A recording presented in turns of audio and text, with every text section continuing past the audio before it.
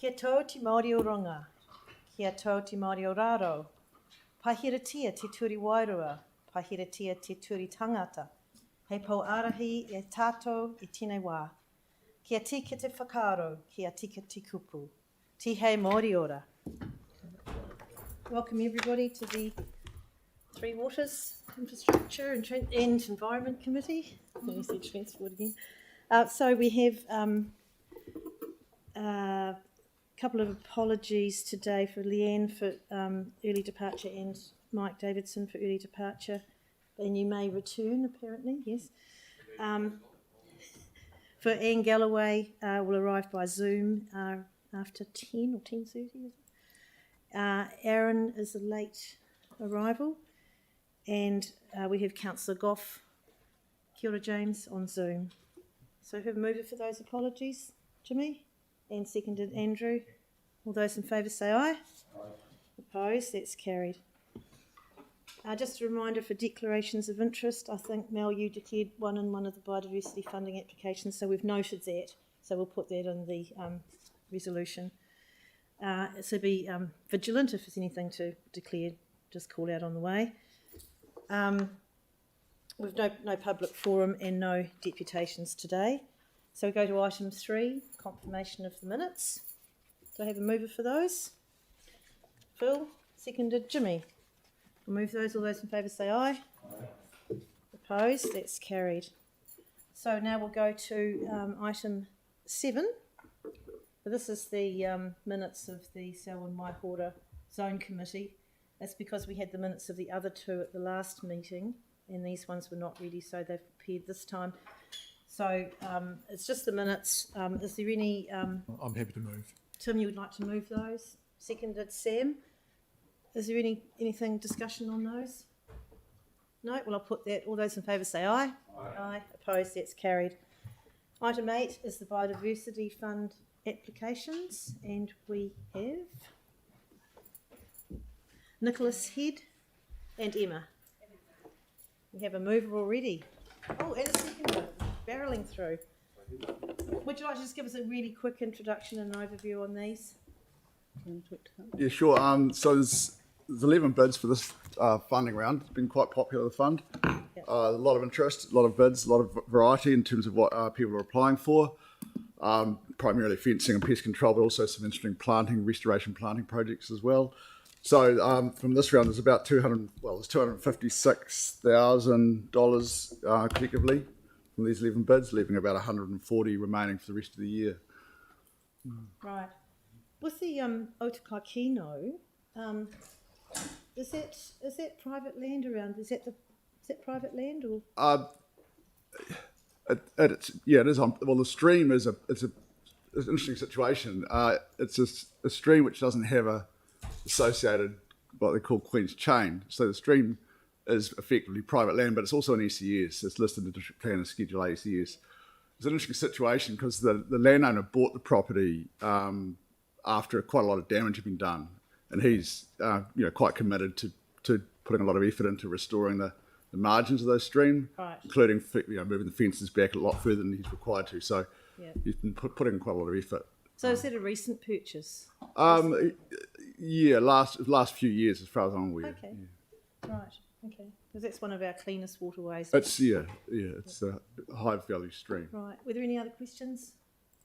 No, it's moved and seconded. I'll put that. Oh, sorry, Andrew. I just need to declare an interest in the Rod Donald Trust Te Aho Pataki application. So just if we can note that. Okay, can we note that, please? That's great. And I'll put them all together, but we'll note that you've got an interest and Mel has one. So I'll put that. All those in favour say aye. Aye. Opposed? That's carried. Thank you very much. Exciting.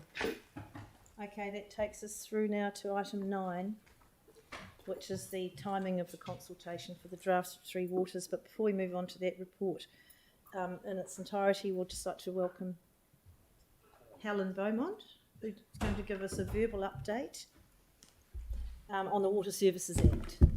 Thanks, Helen. Thank you. So one of the things you'll note is that the Three Waters bylaws updates, the papers predated the latest announcement on water reform and the passage of the Water Services Act. So while while we're not changing our recommendations in that paper, it's worth giving you just a brief update of what those changes were. So,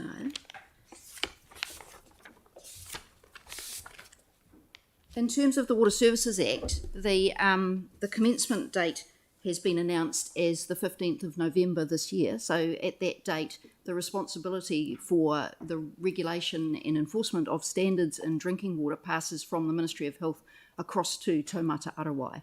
And that includes responsibility for our water safety plans. So I'll touch on those as well.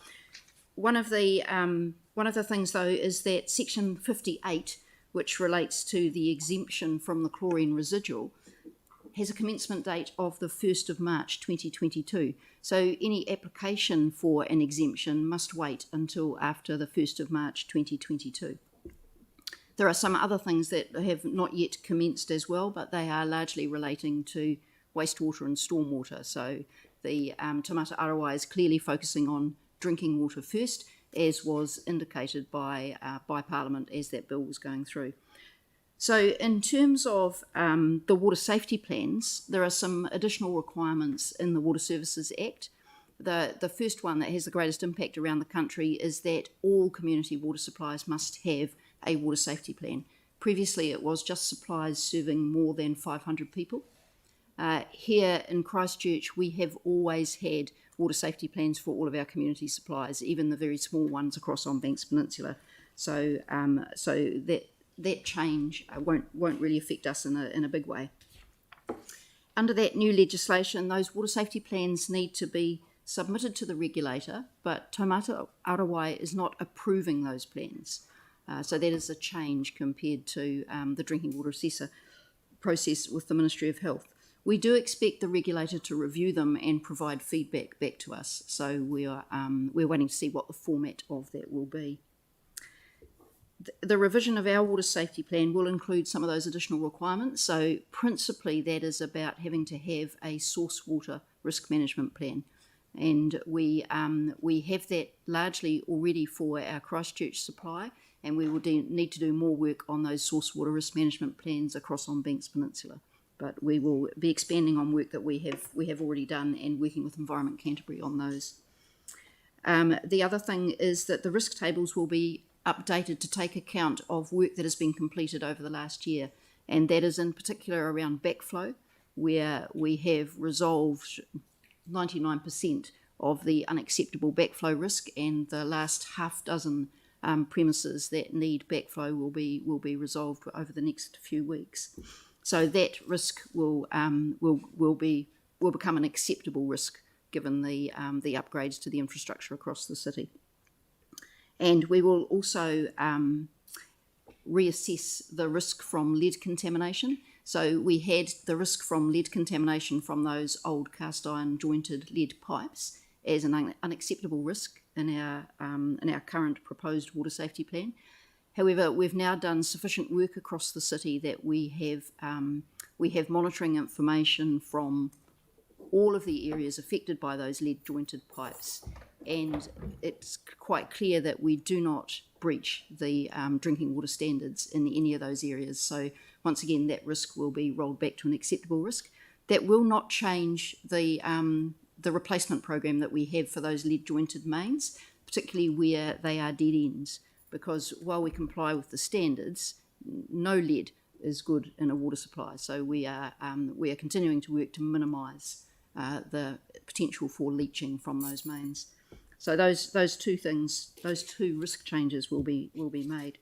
The big question, though, for everybody is when will we return to chlorine-free water? And there's not a simple answer to that. So there's a number of things that need to be in place. First of all, we need to have the new water safety plan lodged and accepted by Taumata Arawai, whatever that acceptance now means.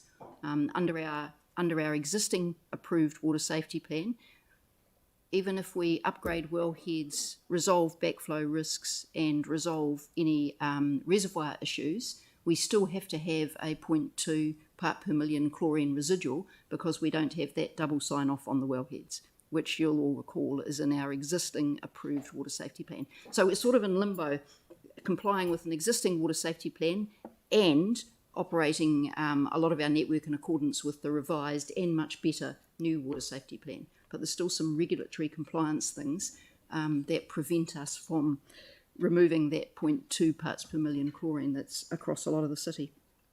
So once we have that new water safety plan in place and replace the existing one, we will be able to remove chlorine progressively across the city as we resolve those three issues that I touched on.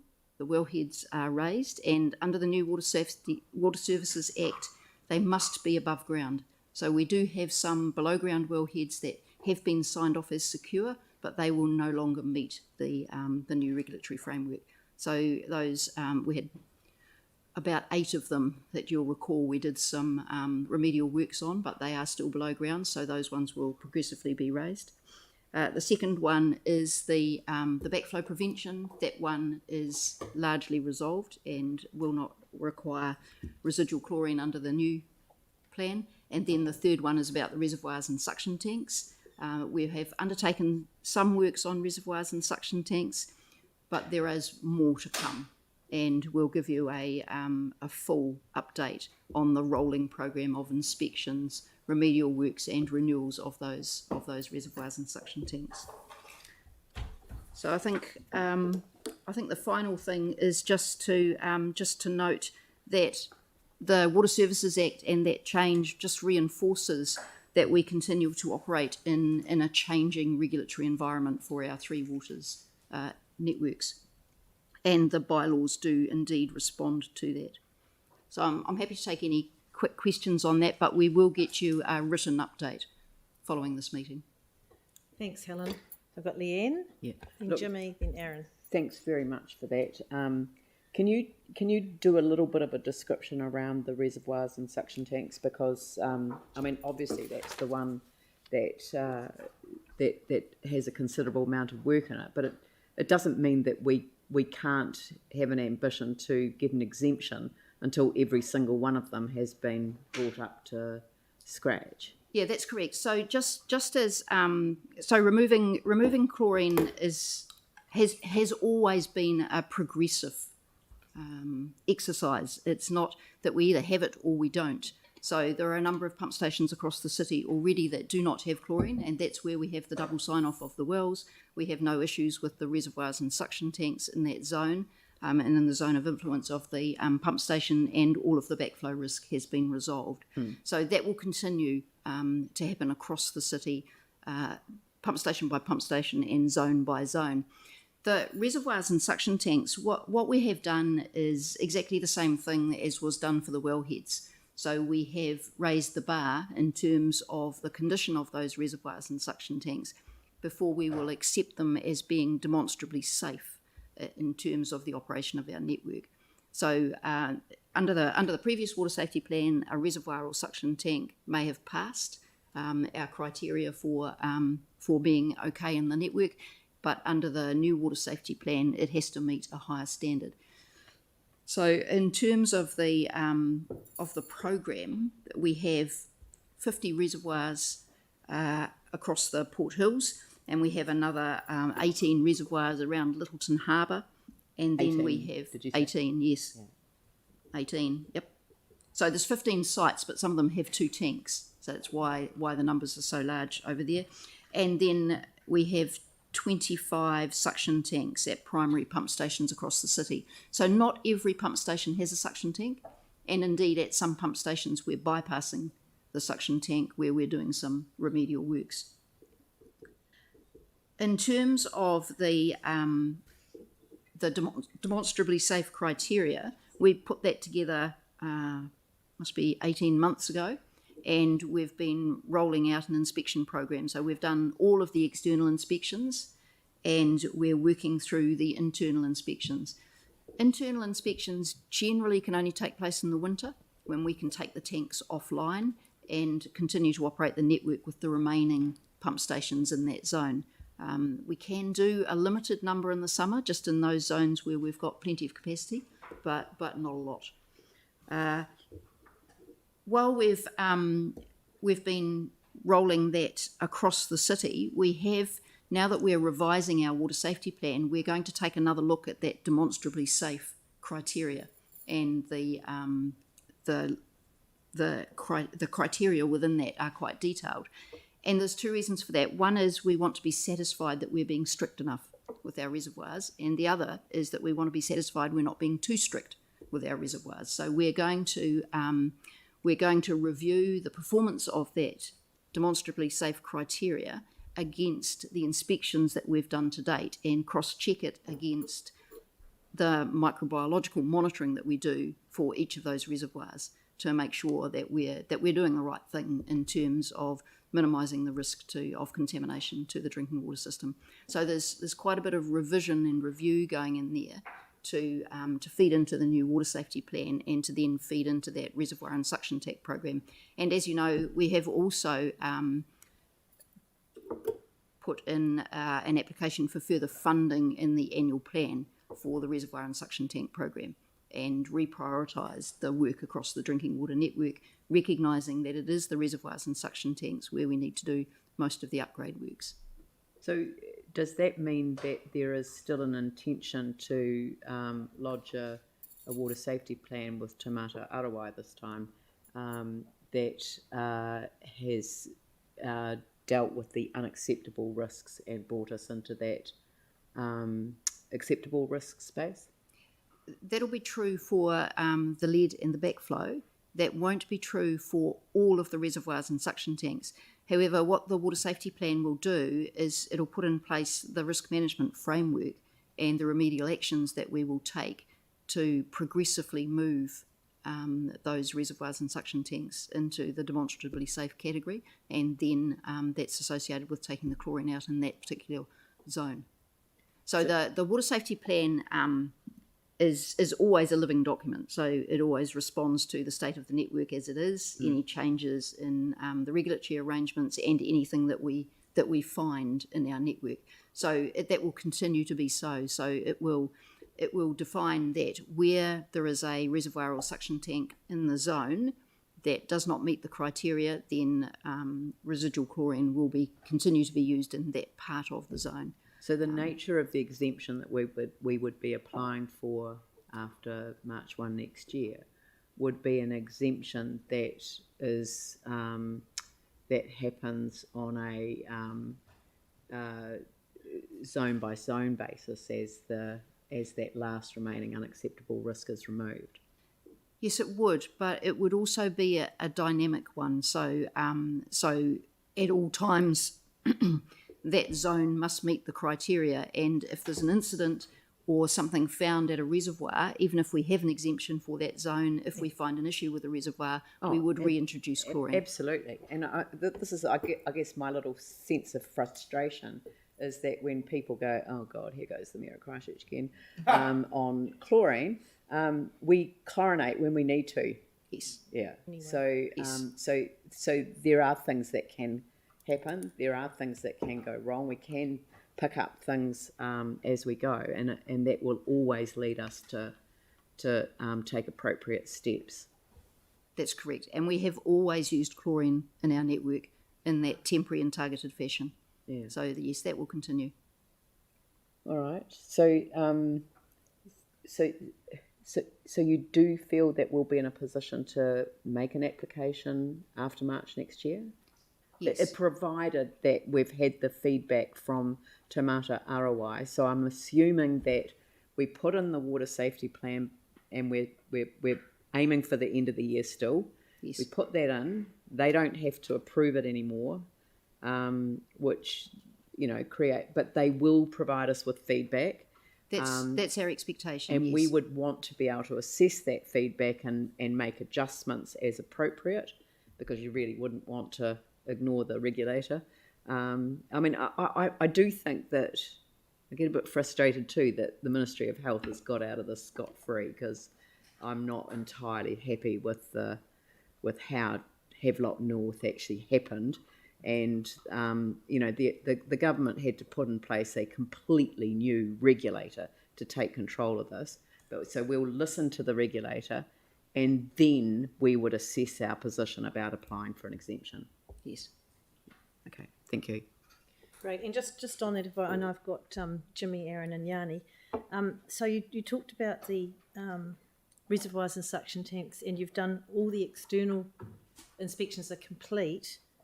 What are you up to in the internal? How many of those have you done? I haven't got that detail to hand. I'm sorry, and we will pull that together for you though, and give you an update of where we are.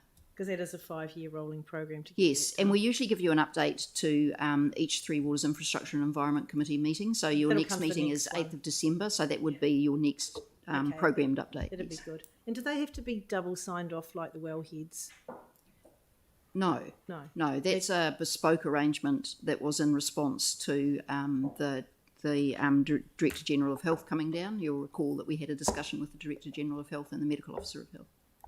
So do we determine when we feel that they're demonstrably safe? No, we get a specialist advice. to specialist advice on those, just as with the wellheads. Yep, great, thank you. Okay, so what did I say? Jimmy, and then Aaron, and then Yanni. Okay, thank you. I followed the end question. Particularly existing drinking water safety plan. You mentioned all those regulator or successor change to the tomato ROI. Whether already transfer all the existing drinking water safety plan to them or not yet. I just want to know. So the transfer takes place on the Yes. 15th of November. So we will Still waiting for it. So from the 15th of November, and we have all of the contact details and we've met all of the people involved. Yes. We will report to Taumata Arawai Yes. in terms of compliance audits of our water safety plan, any incident response, any transgression notifications. That will all go through Taumata Arawai. Yeah, I know, yeah. But how about the time frame? Whether it's before the 1st of March of the next year, they will reply to us. Then until 1st of March of next year, we need to submit the drinking water safety plan. We will submit that by the end of this year. The end of this year. Yes, So it's replace our existing one. that's correct. Okay, thank you. Existing one, which is still current. Aaron. Yeah, Helen, so on the 8 underground ones that don't pass the new... The below ground one, yes. Below ground ones, how much did we spend on those? They We were waited to find out what the rules were they were sort of between 100 and 300,000 each. each. Yes. Right, so 1.5, 1.2, ballpark. Right. Okay, thank you.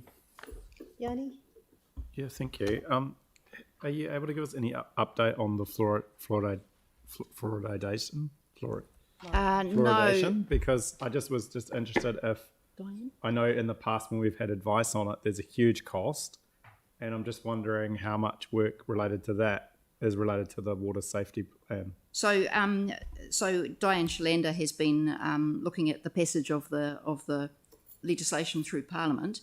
However, in terms of what we've been doing when we've been upgrading our wellheads and our pump stations, we have known for the last 3 years that there's a potential for fluoride to come. So any upgrades have made provision for the potential of addition of fluoride to those new pump stations. There would be a considerable amount of work to add it to some of the older pump stations, but we can do that work and have a look at what the estimated costs are, and likely we would need to do that.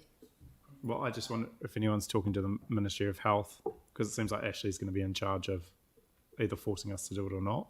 There was a submission made, I understand, a couple of years ago that did do some estimate of what those costs were, so we could pull that out for you. Okay. And just just in terms of the water safety plan, so the current one where we get sign off from the drinking water assessor and an engineer. The double sign off of the wellheads, yes. Yep. So you get a specialist in the wellhead inspection and then the drinking water assessor. So with all the changes that has happened, is that the new water regulator? There are still drinking water assessors, and those drinking water assessors now report to Taumata Arawai rather than to the Ministry of Health. Yes. So we need Taumata Arawai to sign it off, not like Waicomply who's doing a water safety plan. We need a drinking water assessor whoever they're employed by or And have contracted they, to. Yes. have we talked to Y Comply to say, can you sign these ones off where we've done the work now that we've done everything that we said we'd do? No, our work with Y Comply has been around the approval of the new water safety plan, not about varying the old one. Okay, so I'm just trying to understand the sign-off process, which the Ministry of Health basically said no more sign-offs even though we've done the work and we spent all the money. Is that process still on hold? That's correct. And that was agreed to put that on hold, and we agreed to revise our water safety plan in line with the new framework for water safety plans. Right. That's so, the mechanism. so there's no chance of anything being removed at any of those other locations where we've done all the work? That's correct. So it's contingent on getting the new water safety plan across the line. Okay. Even though the risk that we currently have is the same as the ones that we don't currently have chlorination in? That's correct. Yeah. Okay, thanks. Okay. Thank you, Helen. If there's no more questions. Oh, Leanne. I guess the obvious and question Phil. Sorry. Go, Leanne. that, is in relation to the requirement to have residual disinfection. There again seems to be a misunderstanding by some commentators. So the only way to have residual disinfection is chlorine, because it's the only one that stays in the pipe. So I don't think people understand what residual disinfection. I read something in the press the other day that had a quote from Napier saying that all that was required was residual disinfection. So we're going to apply UV. Yes, but that's right. Not residual. That's correct. So ultraviolet disinfection provides disinfection at the point Yes. at which the those ultraviolet lamps and the water passes through. There is no residual of that disinfecting agent in the water as it passes through the network. So that's correct. So it is chlorine that if you use chlorine for your point source disinfection, then it remains in the water throughout the network. So where does that leave us with some parts of our water supply that don't have chlorine in it when the new Act comes into effect on the 15th? So we've asked a whole lot of questions about that actually. Yeah. So because we're operating between two water safety plans, if you like, under an approved one, Yeah. and then under the proposed revised plan. But there is a risk that Tamata ROI will come back and say you have to chlorinate. We would need to look at the detail of the regulatory arrangements and the commencement dates for all of those different clauses to understand that. So the whole Act doesn't take effect on the 15th. That's what we'd need to understand. Yeah. And how they view an approved water safety plan and a proposed water safety plan. Yeah, I just want to understand what the risks are, because I think the public are very, very concerned about continued chlorination. We started this from a temporary basis, and I've got this on my Mayor's report for tomorrow. But I think it's really important for people to understand that the goalposts have continually been shifting, and they've shifted again. That's correct. Yeah. And we're not the ones shifting them. No, but we're constantly meeting Yes, we every single bar as it's put in And I front think of us. staff need to be acknowledged and Yep. praised for that, because it's been a movable feast and with considerable cost. And of to course, the council. other thing that I'm miffed about is reading people who should know better commenting in letters to the editor that our lack of care and attention to our water infrastructure is the reason that we're chlorinating, when it's got nothing to do with that at all. No, we're one of the better councils. Thank you for pointing that out, Leanne. Phil, did you still have a question? Yeah, thanks, Helen. Just remember this time last year we were in a bit of strife with a reservoir suction tank thing at, I'll say, Denton Park, was it? Is that all In up December last year, Yeah, yes, correct. we had an issue with contamination in the Denton suction tank. So we were sorting that one out, and then we were going to do the one at Sockburn. That's is that correct. right? Has the Denton one all done, finished, and So we've bypassed the Denton tank. yeah? the works are largely complete. There's just one last piece that needs to be done when the weather is warm enough, and the weather is extraordinarily uncooperative. Okay, so roughly when would you think that Denton would be back online? That should be back online for the summer. Okay, thank you. And then, come winter, perhaps we'll start on the Sockburn one. No, the Sockburn one has started. Okay, cool. Thank you. Great. That was good. Thank you, Helen. Sort of wandered into a Three Waters report then almost. So, we'll move into the Back to the bylaws. yes, the bylaws, and it just by way of introduction, that these bylaws are required by legislation in the Local Government Act, and as you've said, these Three Waters developments and the reforms does not change the need to proceed with these bylaw review process. So they're separate from the government reforms. I think it's really important to point that out.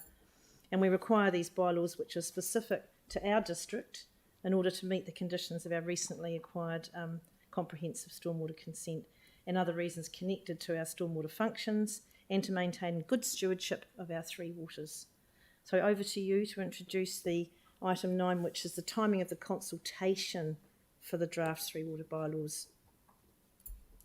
So one of the key changes here do respond to some of those regulatory changes around drinking water. So that's there are more stringent requirements in there, and the bylaws will assist us with that, as well as you say, the stormwater consent conditions to improve the quality of those stormwater discharges. So the review process has, of course, been underway at the same time as the development of the water reform program, but we would like to continue and not delay any consultation on this. So the plan is to go out for consultation later this year. So 9th of December, I think, is our... 29th of November. Oh, 29th of November, right through to February. So what water reform, well, it is going to continue, and there are still proposals that central government has to shift water services. Doesn't change what we need to continue to do over the next 2 to 3 years. And looking at what happened in Auckland, it is likely that the bylaws will simply, those requirements will simply transfer if the water services transfer. And we would like those bylaw conditions to be in the best possible state, rather than outdated as they are now. So we're proposing that we have up-to-date and fit-for-purpose bylaw regulations in place. So we're happy to take questions on the timing if there are any. Yeah, so we'll keep the questions just to the timing of the consultation, and then we'll move on to items 10 and 11, which are more about the bylaws themselves. So has anyone got any issues with the consultation? There's no perfect time to consult, but next year, in my view, would probably be worse. Yanni?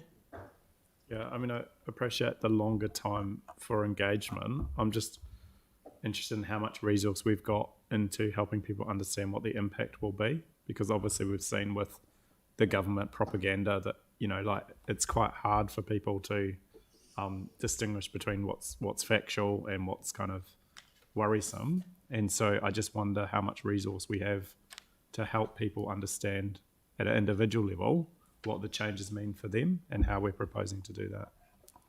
I think for individual residential connections, there's very little real change. The biggest changes are really for our commercial and industrial connections, and those are most of the bigger changes there are around the stormwater. So we will put some resources into that to help that sector understand. They are already, of course, responsive because we're doing proactive inspection and audit programs across the city for the stormwater compliance. Right. Thank you. Any other questions? Oh, Sam? Probably the really obvious one. I mean, will consulting on this confuse the public when we potentially have to go out and consult on, because I suspect we will, on government legislation around the reforms? I don't think so. I don't think the public will be confused. I don't think that will stop people, though, making submissions on related issues, because they see it as an opportunity to do that. So while they may or may not be confused, we do expect to get submissions that touch on other matters. So is that additional information, is that something we can incorporate into, I guess, our submissions to the select committees over the water reforms and the like, if there is surplus? Like, is there the capacity to do that? we could, although I'm not sure that it's sort of statistically robust in Well, terms of that's any what I'm worried- consultation. I guess it's just that crossover of the two issues, and if people are thinking they're just, submitting on Three Waters effectively. Well, it might be more appropriate that if staff pick up a comment in the submissions to the bylaw that's actually more relevant to the Three Waters reform, that submitter is advised to then direct that comment through a different channel We could certainly do without that. overloading you with a lot of work, but there may not be that many. It's not unusual when we go out on bylaws to get other matters raised that we people could feel are put them- related. And if there were an overwhelming amount that were confused, then we might attach a note to our submission saying we had a lot of feedback through our bylaws because Yeah. people were confused. Perhaps Okay, well, it'd be good if we could pick that up if it does become an see what issue. happens. Okay, Leanne? I think this paper is really important because it does highlight the fact that we've continued to invest in our Three Waters infrastructure through the long-term plan, and also that maintaining the good regulatory stewardship, I think is the phrase that you've used in the paper, is really important as well. But I wonder whether it would be helpful to do two things. One is to describe what this isn't as well as what it is, so that we are highlighting the fact that this is us exercising good regulatory stewardship in the wake of changes that are coming. But it's not that, because I would like the people who are genuinely interested in the bylaw elements to really focus on those, and then pick up any that come in, and provide sort of feedback to us on those, so that people, we don't miss what people say. But the other thing is that to reinforce in the stormwater one the significance of the fact that it is not a networked element of a Three Waters infrastructure. It is quite separate. You've got a network of two waters, drinking water and wastewater.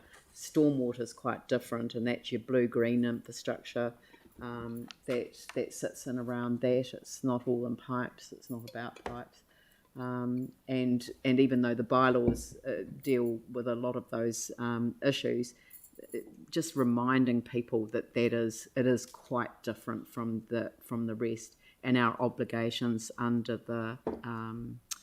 the global consent, global discharge consent is what's driving it being a separate bylaw, but that actually connects to the reason why it should be quite separate anyway. Yeah, so it's quite correct that the stormwater is different in that it's an open network, whereas the drinking water and wastewater networks, we do our very best to keep those as closed networks. We don't want those interacting with the natural environment. Or each other. Or each other. That is correct. So yes, so in stormwater, while most of the big changes are for the commercial and industrial premises, there are also some changes around overland flow paths. So that's where the water leaves the primary stormwater network and goes across private properties as well as public land, and also some thresholds for earthworks and sediments, because a lot of the answer to stormwater is in land use and better land use controls. Yeah. So there's some extra provisions in there. Directly related to I think land use and land use control is language that we should always use when we're talking about stormwater. I do think that this has been overlooked. By the officials advising the government on And Three it's a Waters. particular challenge for us with those very erodible soils on the Port Hills. So Absolutely. we're very aware of that. Tim's raised that many times. Yeah, thank you. So, has it been moved, has it? No. So there's no other questions on this one. I'm happy to move this to go to consultation on the dates that the staff have recommended. And Leanne will second that. No discussion? Any discussion? All those in favour say aye. Aye. Opposed? That's carried.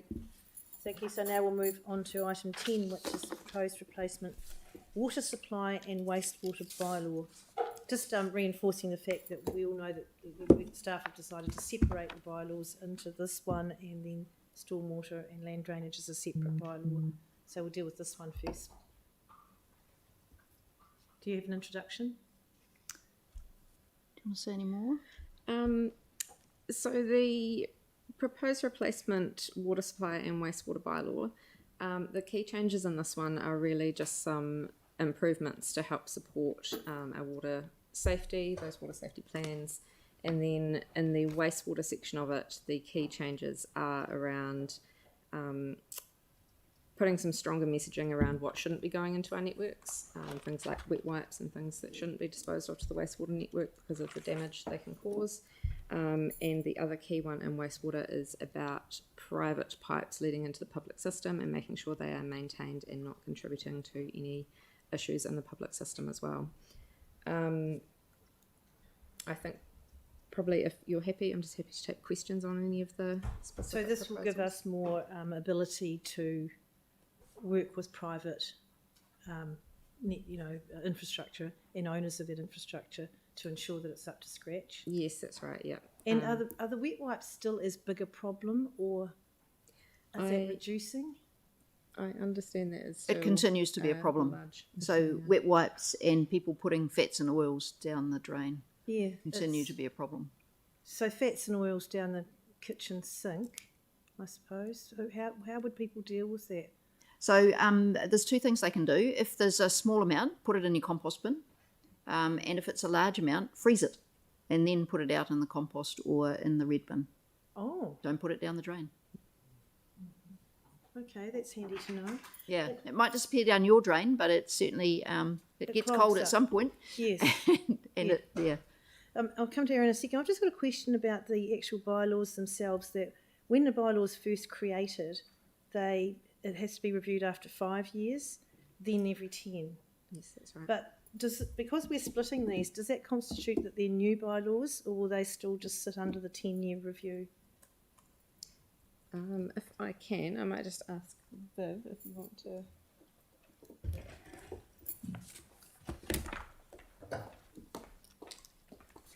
I think certainly for the stormwater bylaw, that is quite different and more expensive than the provisions that we've currently had. So that would probably trigger the 5-year review. The water and wastewater bylaw is not that dissimilar to what we've currently got, so we can probably put that one on a 10-year review. Right. And so these will come into force in 2022, so the stormwater would have to be reviewed in 2027. Yes. Just kind of then, if things go through to the new entities, they'll have to pick that up. And we don't yet know how that's going to happen, do we? Or whether No, but I mean, if, as Jenna mentioned, if we have a bit of a guide from what happened with the Auckland reorganisation, I mean, it did take some time for them to work through their bylaws. They're still working some of those legacy bylaws at the moment. So have the entities picked up, I mean, in Auckland, does the council still do the bylaws? It was different for both Watercare and Auckland Transport. So for Watercare, the council's retained the power to make the bylaw, but the entity enforces them. And then for Auckland Transport, everything was transferred to them, so they have the bylaw making power. And in both cases, there was a 5-year transition, so the existing bylaws continued in force until they needed to be reviewed within that 5-year time frame. Even if they were up for review? They got an extension, did they? I'm actually not sure on that detail. The funny thing too about the review is it's 5 years almost plus 2 years, because nothing happens until 2 years after the review was due, so you almost have 7 years. Right. Yeah. Okay. Thank you. Who do we have? Aaron, you had a question. Yeah, it was just a question for Helen. The wet wipes and fat and that going down the system, what would be the cost of that to the city per year, ballpark?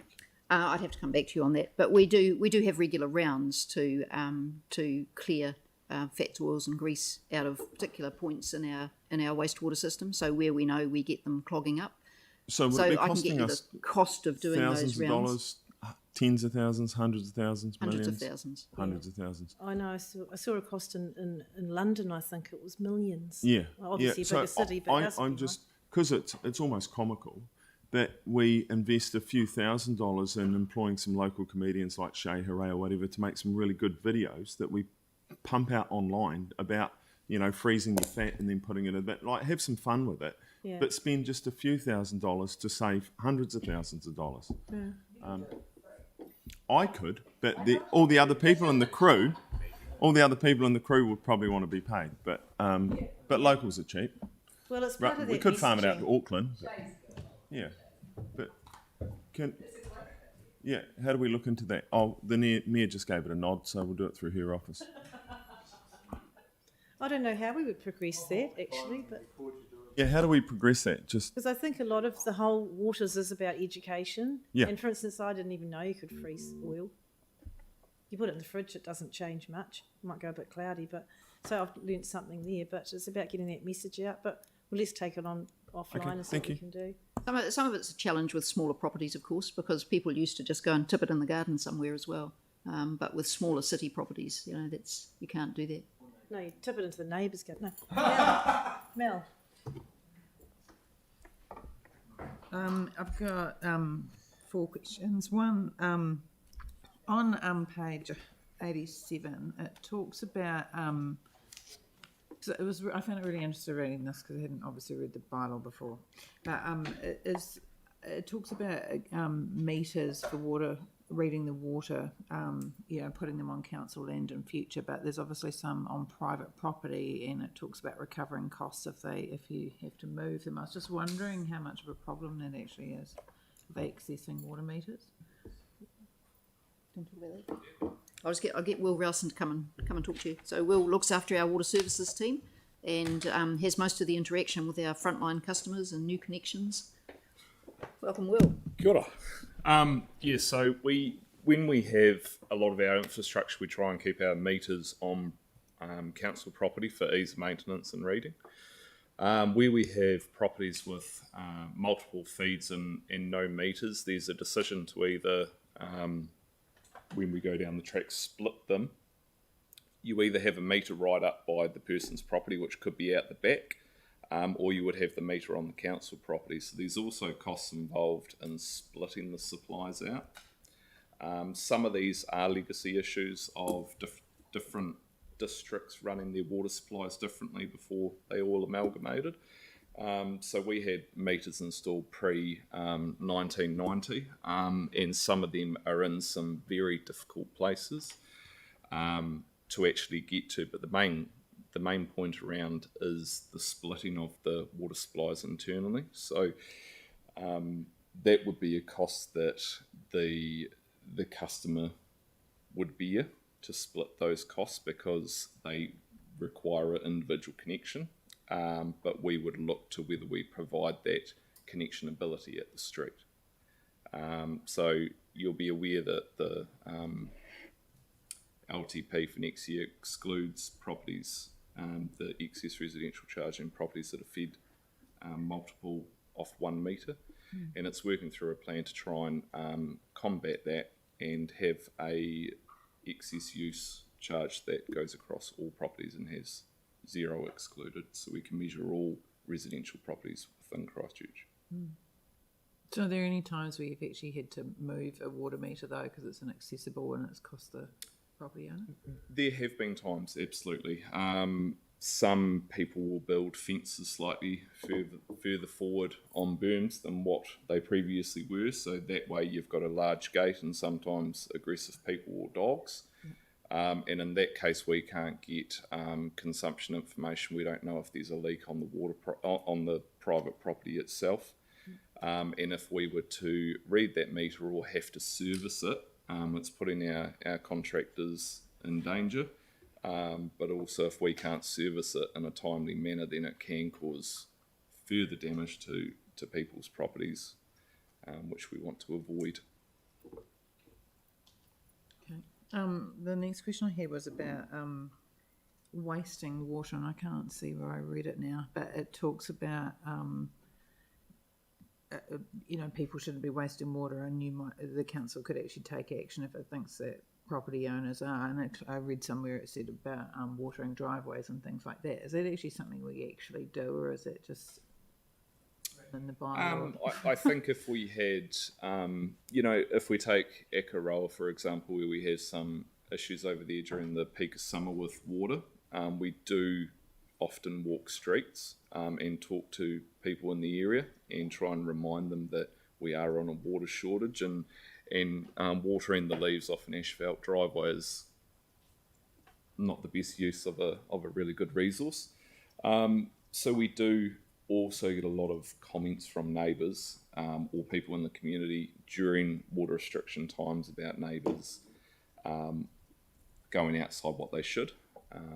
So we do approach people. We ask them to look at their behaviours and minimise the waste that they do. Cool. Thanks, Mel. Are there any other questions on this one? Yanni?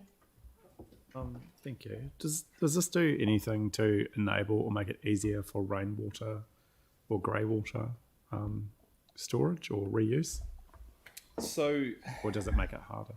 Yeah, so we do have in the bylaw a small piece about the Banks Peninsula providing a alternative rainwater collection source to use for gardens, because that area, as I've said, is susceptible to restrictions.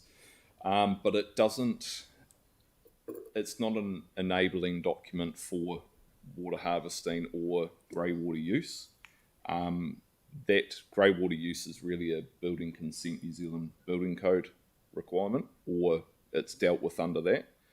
It's not a bylaw issue.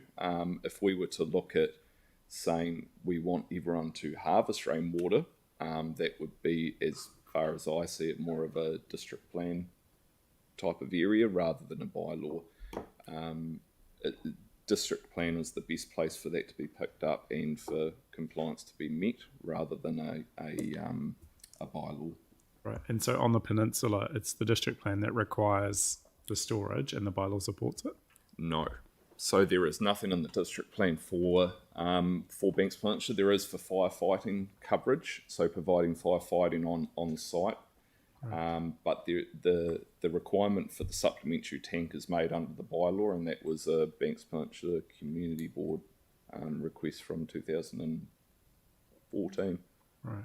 Would there be any other places in the city aside from the peninsula where you might find that useful? Like, I'm just thinking of maybe some of the hill suburbs, or...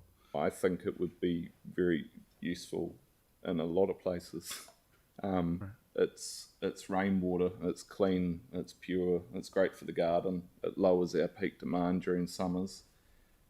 So if people make submissions, because in the past we've had a lot of submissions to our LTP, to our water strategy, on people wanting us to do more in that rainwater and that storage space.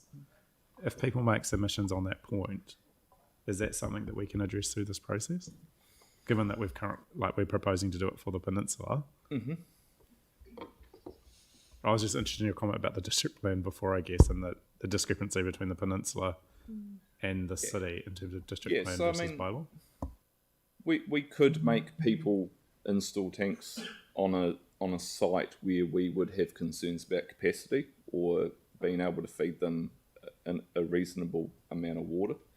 But I don't believe the bylaw is where a requirement for rainwater storage probably should be held. Because also when people buy properties or develop them, a lot of people go through PIMs, or they have a resource consent for a land use, and that's where that district plan has some really good teeth and visibility. When someone goes to develop a land, generally the first thing they do is a district plan search online, and it will give you all the rules and regulations for that area and that district.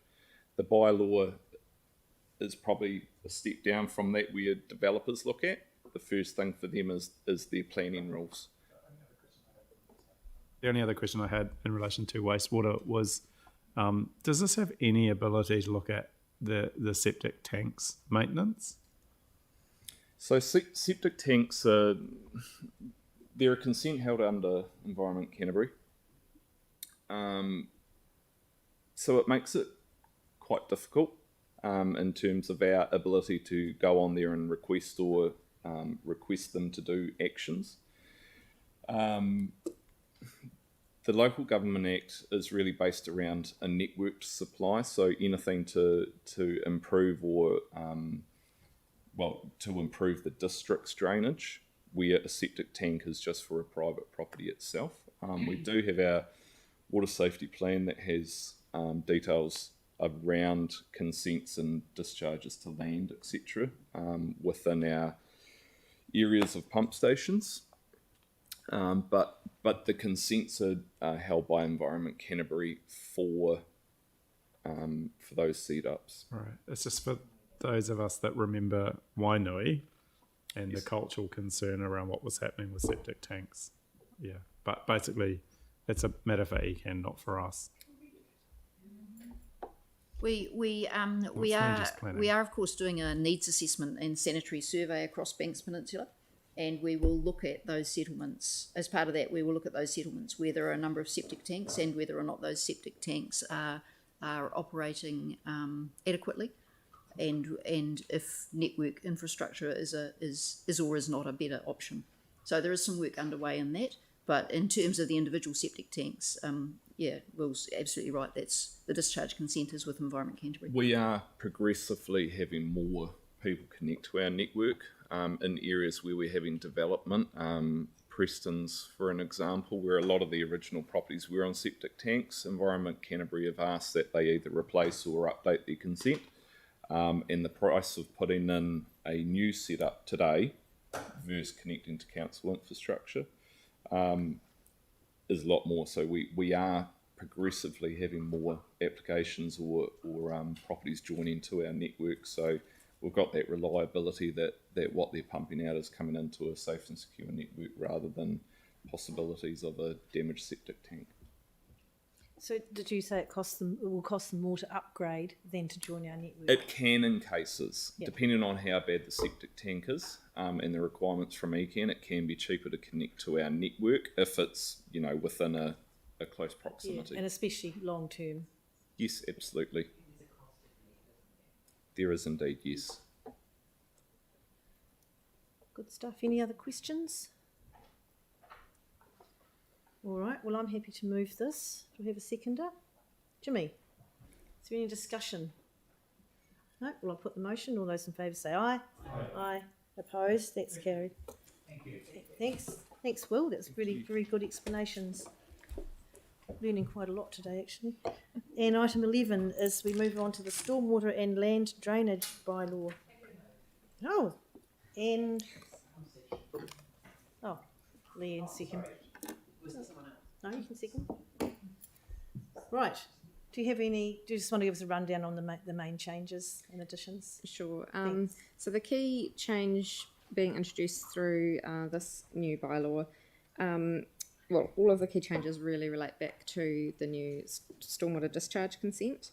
And the biggest one really is the introduction of a industrial stormwater discharge licence. So this will apply to industrial premises where the activities that they're undertaking have potential to contaminate stormwater. So these premises will be required to apply for a licence for their stormwater discharge, and they'll pay an annual risk-based fee, and they'll be subject to conditions and monitoring for their discharge. So the fees that we're proposing for this, that is purely to cover the monitoring and associated admin with that system. So that is linked to condition 47 of the stormwater consent, which requires council to maintain a database of all industrial premises, understand what risk they pose, and then there are a certain number that we need to audit each year. Another one of the key changes is in relation to erosion and sediment control from development sites. Now the bylaw is actually just a small part of a wider change with that. So primarily erosion and sediment control requirements will be managed under either resource consent or building consent, and where the bylaw comes in is where neither of those consents are required, and the bylaw simply says that the person doing development work will be required to prepare an erosion and sediment control plan and put measures in place to stop sediment running into the stormwater network. Some of the other key changes, there are some strengthened provisions around what's not allowed to be disposed of through the stormwater network. So a lot of that is around spills. There are some just tidying up of clearer maintenance requirements. So if you've got private devices, being very clear that they need to be maintained and working as they are intended to be. And there's also some more explicit protections of stock banks you might notice in there. Now that's not necessarily new protections because it was covered in the existing bylaw, but we're just making it very clear that it's covered, given there has been so much work in recent years on those. Yeah, so happy to take questions. Right, just when you talked about the sediment control, so we've got properties on the hills, obviously, when they're being constructed, they're very vulnerable to sediment going into the rivers. What about on the flat, when you see buildings being constructed, and they often use those filters out on the gutter? Is that part of their building consent? Yeah, so that's an example of erosion sediment control measures that they can put in. So it really just depends. If they have building and resource consent, it will come under one of those. So the bylaw is only really where those don't exist, and that's only for very small scale things. It could be for something like a demolition, which doesn't actually require a building consent. Yeah, I'm just thinking of compliance. So when they do get a consent, does anyone go out and check? Because you still see sites that are not using those, and there's a terrible lot of sediment running down into the... And I know we encourage people to ring the pollution hotline, don't we, to Environment Canterbury? Yes. Yeah. Even though we're now monitoring that? Yes, now with the checking, that's been part of some of the change, the wider change. Through the building consent process, there are now extra inspections as well before development starts. So that's been part of the wider change as well. And I don't know, Clive, I don't know if you have anything you want to add on. Morning, Clive. Kia ora. So there are steps when building consents are applied for. They have to provide, with the detail of the build, a adequate erosion sediment control plan, and have that detailed. And before any earthworks happen for the foundations, the inspectors will go out, our building inspectors will go to check that all the erosion sediment control measures are as of the plan. Mm-hmm. Then they can go and do the earthworks. Then there are inspections at every stage that the inspector goes out to sign off the build process. They will inspect to make sure that the erosion sediment control measures are still in place and working.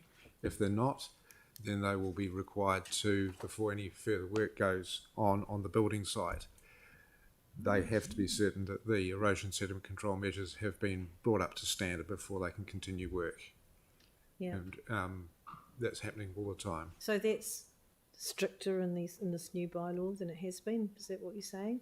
Or has that always been the way? The bylaw helps enforce where we don't have those controls through the Building Act and also through the resource management side of things. Right. Thank you. Tim? So how does it work between us and ECAN? Because prior to this, ECAN was the one responsible for monitoring and prosecution, if you like, and they were that kind of, our team, our building inspectors have picked that up because they were unable to enforce or to carry it out. So how does that work? So if there are direct discharges into waterways, then ECAN is able to take enforcement action.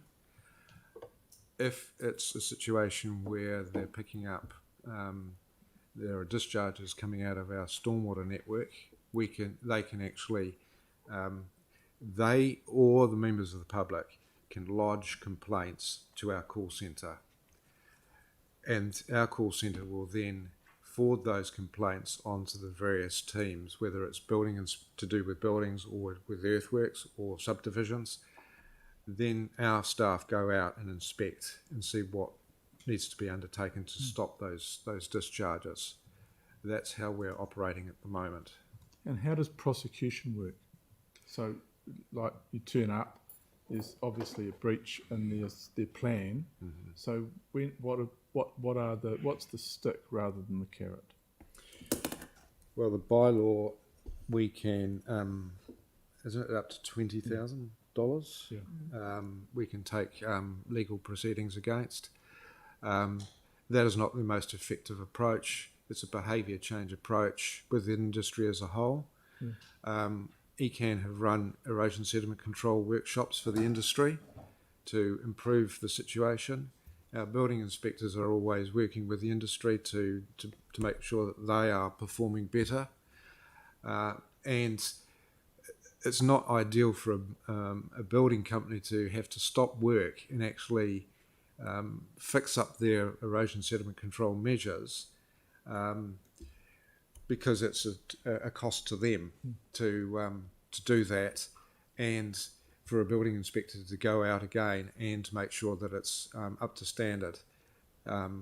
They can be charged for a second inspection fee as well. So we're not in the process of undertaking a lot of charging them for offences, etc. Yeah. I mean, the whole idea, isn't it? The ideal is that it's done right at the start, and they seldom see us unless we're inspecting for something. Building inspection is they are scheduled. So, I mean, the whole idea is to stop sediment full stop, and hopefully everyone's working on it. Do we do surprise inspections? Because building inspectors are booked in, so it's very clear when they're coming. So we don't do surprise visits, but under the sediment discharge management plan, we have a process where if there are certain rain events forecasted and we're putting this system in place, that our teams will be alerted that those likely weather events will happen.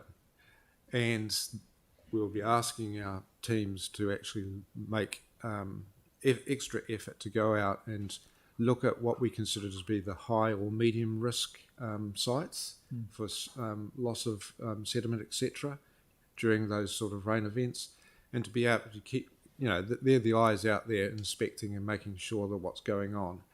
We'd need more staff to be able to do that really well, but it does come down to a lot of the public, members of the public, actually lodging complaints and us then taking action. And when you say our teams, is that the building inspectors? Correct. And also our enforcement team around resource consents for earthworks and things like that. Okay, so there's a special enforcement team with regards to the earth, runoff and sediment runoff and that type of thing, rather than aside from the building inspectors? No, we don't have anyone dedicated for that. We would love to. Yeah. Okay.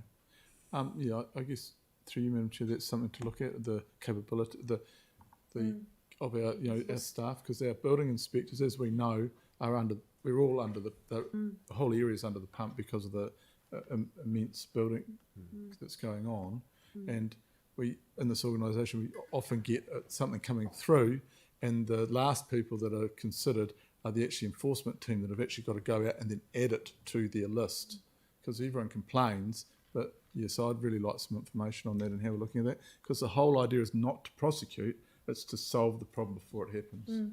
So could we get a memo from you through that how much resource to be required should the council look at putting in specific enforcement officers or compliance officers specifically for sediment control?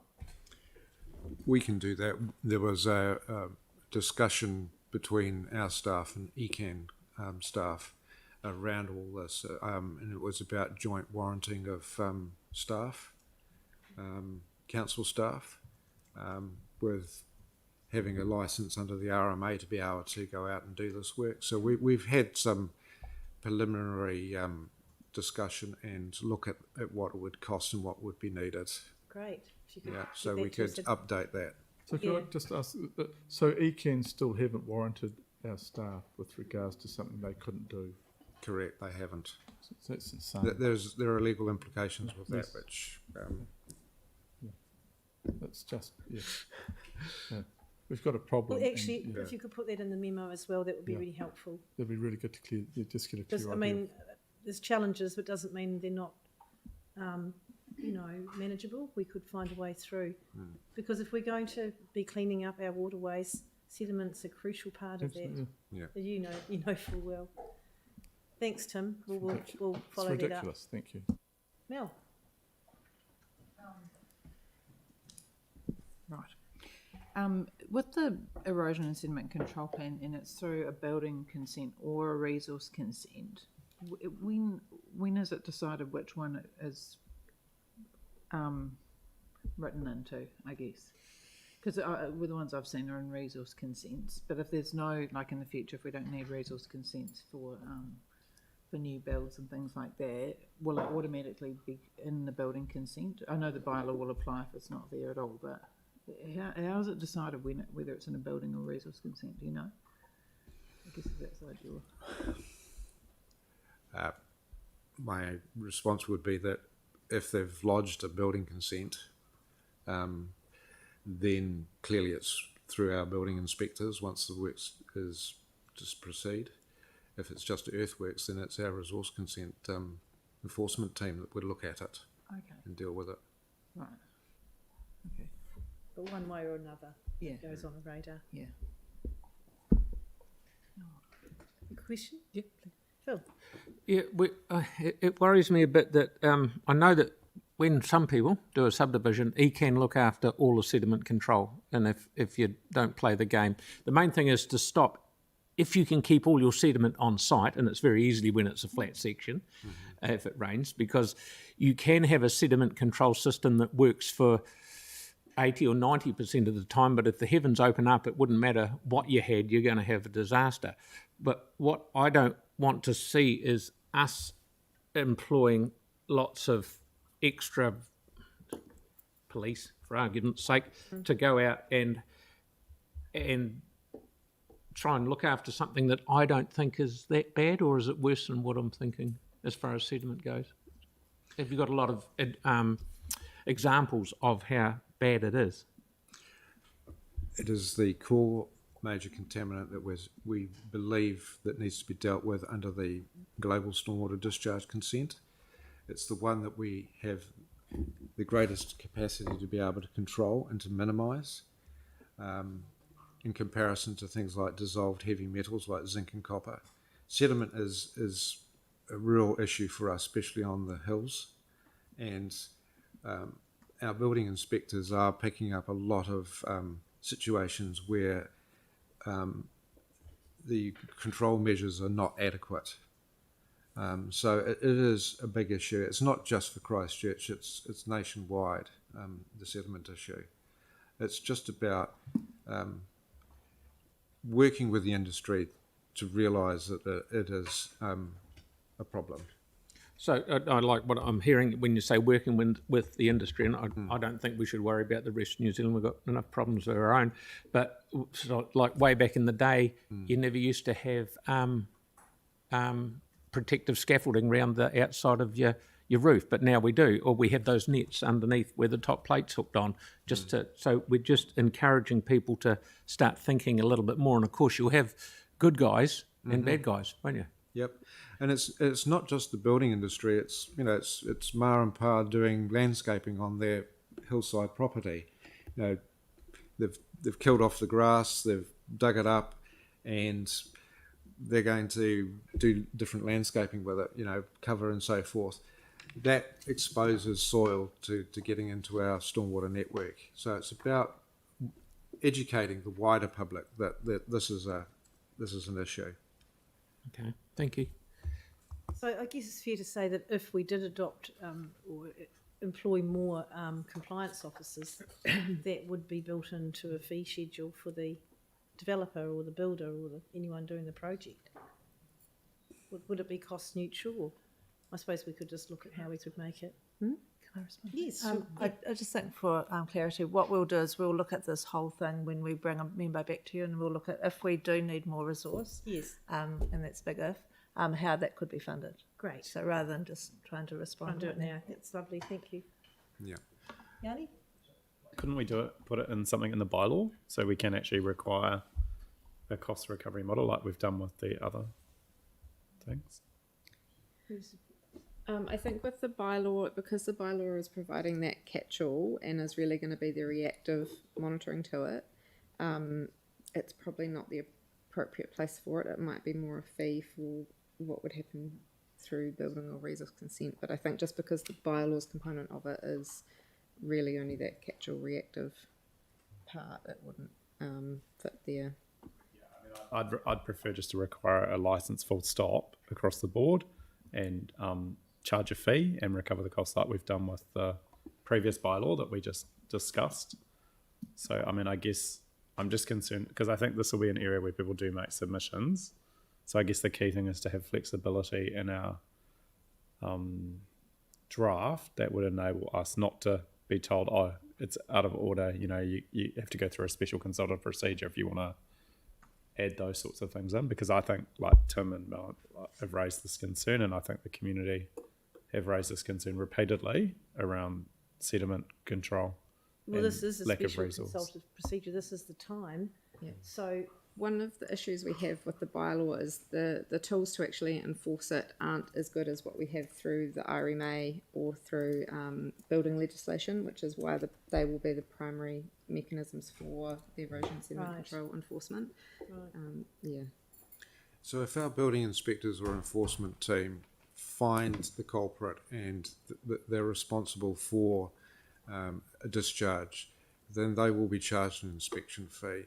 If it's like tracking sediment and material onto the road, if it's from a development and the developer gets a sweeper truck in to clear it up, that's great. But if they don't, and we end up getting city care to do it, then we will charge the developer for the cost of cleaning up the road. Yeah, I understand that. I guess it was more having the ability to have proactive staff monitoring the sites before the sediment gets discharged so that we don't end up with the problem and fixing the problem. Well, this is why we have these plans that are signed off by the building consents, for instance, and resource consent team. Right. So hopefully we don't have discharges, and then we have inspectors going out on a regular basis, and making sure that they're up to standard. Okay. I look forward to the memo, but I am concerned that we don't have adequate resource in this field, and I would have well, thought... the resourcing is a different thing. Yeah. Yeah. Well, we're going to get the memo, and that'll be really helpful. Yeah. That memo will also cover the timeline with regards to warranting, ECAN warranting our staff. Because it's no use having staff that aren't warranted. You can't prosecute. Point. Yep. Great. Well, thank you. Are there any other questions on this one? So it's been moved and seconded. Is there any debate?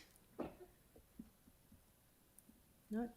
Okay, and thank you for your work on this, and also just we have to recognise how incredibly complex our stormwater systems are. They're not part of our other infrastructure network, and the fact that they're in a state of requiring education of people to stop polluting them, to stop that contaminant at source is the key, which is what we're trying to do with the sediment control, and other volunteer groups are doing a heck of a lot to help us in that regard, aren't they? So thank you again for the work, Clive, that you're doing, particularly in that area. I'll put the motion. All those in favour say aye. Aye. Opposed? That's carried. Thank you. Thank you. So item 12, our final item today, we've got the resource recovery bi-monthly report. Yeah. Yeah. Free to go. Thanks, Leanne. And this morning, so we've got Ross, you're going to present this, are you? Today? Yes. Sorry, I missed that, yes. Yeah, and we've got Craig Downey from Eco Central who's going to give us a 10-minute PowerPoint on the new upgrade at the recovery out there. Welcome, Craig. So we'll get you to launch into your presentation first. We'll go on to the report after that. Thank you for your time today. All right. I've tried to put some notes together that will give you an overview and allow you to dive into the detail on anything that you require. So look, thank you for the opportunity to provide you the update. I'll give you the overview of the 4 key areas for us at the moment, which are recycling market, what's happening nationally and globally, sustainability, so what we're doing in terms of sustainability, the MRF upgrade project, which everybody probably already well aware of, and I'll touch on waste to energy because it has a part to play. So first of all, the market update, and there's a diverse range of subjects in that, but COVID has impacted the way the world sells recyclables and sells final materials and ships materials. So Online shopping has grown exponentially, meaning increased demand for packaging materials, especially cardboard, and recyclable cardboard and fibre is a significant component of that. While Asian fibre mills are demanding more recycled fibre to make packaging, they are tightening the quality controls, which is restricting supply, because sorters like EcoCentral are scrambling to meet those quality levels with our existing plant, so hence the upgrade. The original plant, designed and built in about 2009, was designed to meet 10% contamination, and as you may or may not be aware, recycling mills and export requirements now are below 1% in terms of quality demand. So because there's a number of plants that can't meet quality demand, and because there is a higher demand, there is a supply and demand issue, and commodity pricing is high, but only if you can meet the quality. Global shipping was impacted by COVID infections and lockdowns, which affected ports, primarily in China. I think it's, forgive the pronunciation, Yinchang, which is a major import-export hub in China. Was down to about a third capacity for a long time due to COVID illness and lockdowns and limited capacity. So it had a ripple effect throughout the world and ended up with a backlog and slowing global supply and creating the backlogs. Compound the effects of this, which doesn't fit into our shipping cycle, but everybody understands and remembers Evergreen and the Suez Canal blockage. It's a different segment of shipping globally, but it's a bit like a butterfly flaps its wings over here, and the ripple effect. So that is affecting us as well. Combine that with the recent weather event at Littleton, which has put them well behind the 8 ball. It is often a struggle to move stuff overseas, and shipping costs have doubled to tripled in terms of a container. So managing logistics for EcoCentral is continuing to be extremely challenging, and it is actually driving, because of the fluctuations and limited capacity, it is driving cost into our business for storing materials to cope with the fluctuations. In the international markets, buyers are required and companies are requiring almost 0% contamination for fibre. They're not taking plastics anymore. It was led by China in 2018 with the National Sword, and now all export destinations are tightening their levels. So where for most countries, Thailand, Indonesia, Malaysia, we're at less than 2% is required into them, and some of them are transitioning by the end of this year to less than 0.5% of contaminated material, which means that those markets are closing to us, leaving us predominantly with India as an export market as we transition to the new upgrade. There is no effective market for plastics outside of what we currently do, which is 1s, 2s and 5s. The 1s, 2s and 5s we sell locally, so it's not a concern, although the increased drive to process or reprocess those plastics locally is putting huge demand on the likes of ComSpec and Flight Plastics in Wellington to cope with that volume. They geared up to X amount, but now they're having to cope with 2 to 3 times of that. So there's a congestion in that way, and that issue, which is also driving storage demand.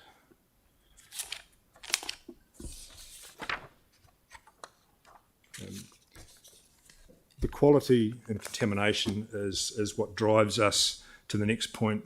So to meet the export market demand at the moment, we have applied a second shift at our MRF, employing an extra about 15 to 20 staff and slowed down the plant to extract enough material to meet the quality level. So we're managing to achieve just on 2% contamination out the door, which is just making the market. As I iterated before, the plant is designed to have a 10% final contamination in the finished product. So it's taking 2 shifts, a plant running at about 2/3 of its capability, to sort the product to an export quality. It's transitional, so we're having to do this because the market has tightened quicker than we can upgrade the plant. So by the end of next year, the excessive costs and labour and slow running that we're incurring at the moment will have dropped away, but we've got to transition through that project to get there. So it's more important, the point I was going to make there in terms of contamination is that currently the council is supporting our efforts to maintain quality through auditing, through marketing, education, which we're supporting. It's important that the public get the contamination in the bins down to the lowest level possible. So it's a multi-pronged approach, and if we can do it that way and maintain that quality level, then we'll avoid a zero market capability and a need to landfill. So we're putting everything we can into doing that. So I can just reinforce that we need to maintain what we're currently doing.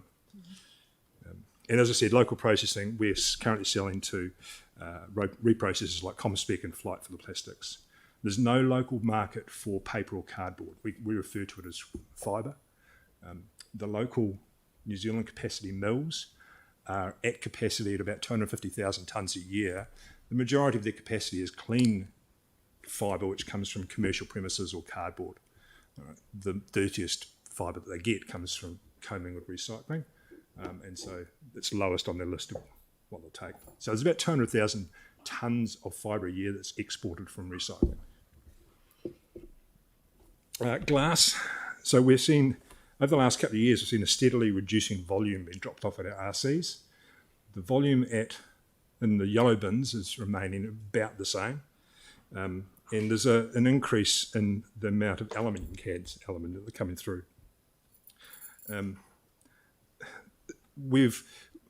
We've got a glass cleanup plant. As you'll be aware, our glass currently is not colour sorted, cleaned up to a degree that is usable in glass aggregate substitute with Fulton Hogan, and there's a small commercial return there. The CRS, which we've been talking to the government about for a number of months, and has also been lobbied by other parties. Once they make that decision on what they're going to do with the CRS, that will inform the infrastructure that I think Canterbury will want to do. Until such time, if we were to jump in and do something to change that and invest money, I think we'd find that there's a risk that we have to redo it again if that infrastructure changes. So we're sort of in a holding pattern. Sustainability. We've completed our carbon footprint and we've identified where our biggest gains can be made. EcoCentral is pretty simple business. Diesel consumption is our largest footprint, and we're also participants in the CCHL sustainability group. So we're always looking at reduction initiatives and operational synergies amongst the group. We're aligning our strategies with the CCHL group of companies, and that way we can make sure we get the best outcomes and we can have group alignment. Our carbon transition process is continuous. So as we address emissions at every project and we consider its impacts in our business decisions, we look at how we can reduce our footprint. So the aim is to always reduce the footprint, which is pretty self-explanatory, but it's important to make that statement. We've already changed a number of implementations, so LED lighting and biodiesel for our fuel. And at the moment, the next purchase, apart from the burnt down loader on the weekend at Sticks Mill, which will be too late to get one, but our next planned loader replacement is wanting to be an electric vehicle. And also the site tugs will be looking to transition those to electric. So we can transition almost all of our fleet to electric. That's a huge carbon saving. The MRF upgrade, so $16.8 million through the COVID Resource Recovery Fund. That will allow us to lift our plant for plastic resins, automatically sorted for 1s, 2s and 5s, or others as we program as they become have value. Its biggest focus is in sorting the fibre to less than 0.5% contamination. So that's through, as you'll see on the display, that's through a number of mechanical sorting, but the biggest focus there is the 8 optical sorters, which are programmable, upgradable, and can work at high speed. So the focus for the staff then will move from being sorters to being quality control and technical operators. At the end of it, at the end of 2022, Canterbury will have the latest technology sorting plant. So the same upgrade, albeit a slightly different design, has been done at the Auckland plant, and they'll come online within months of each other. And between the two plants, that'll cover about 75 to 80% of New Zealand's recycling volume.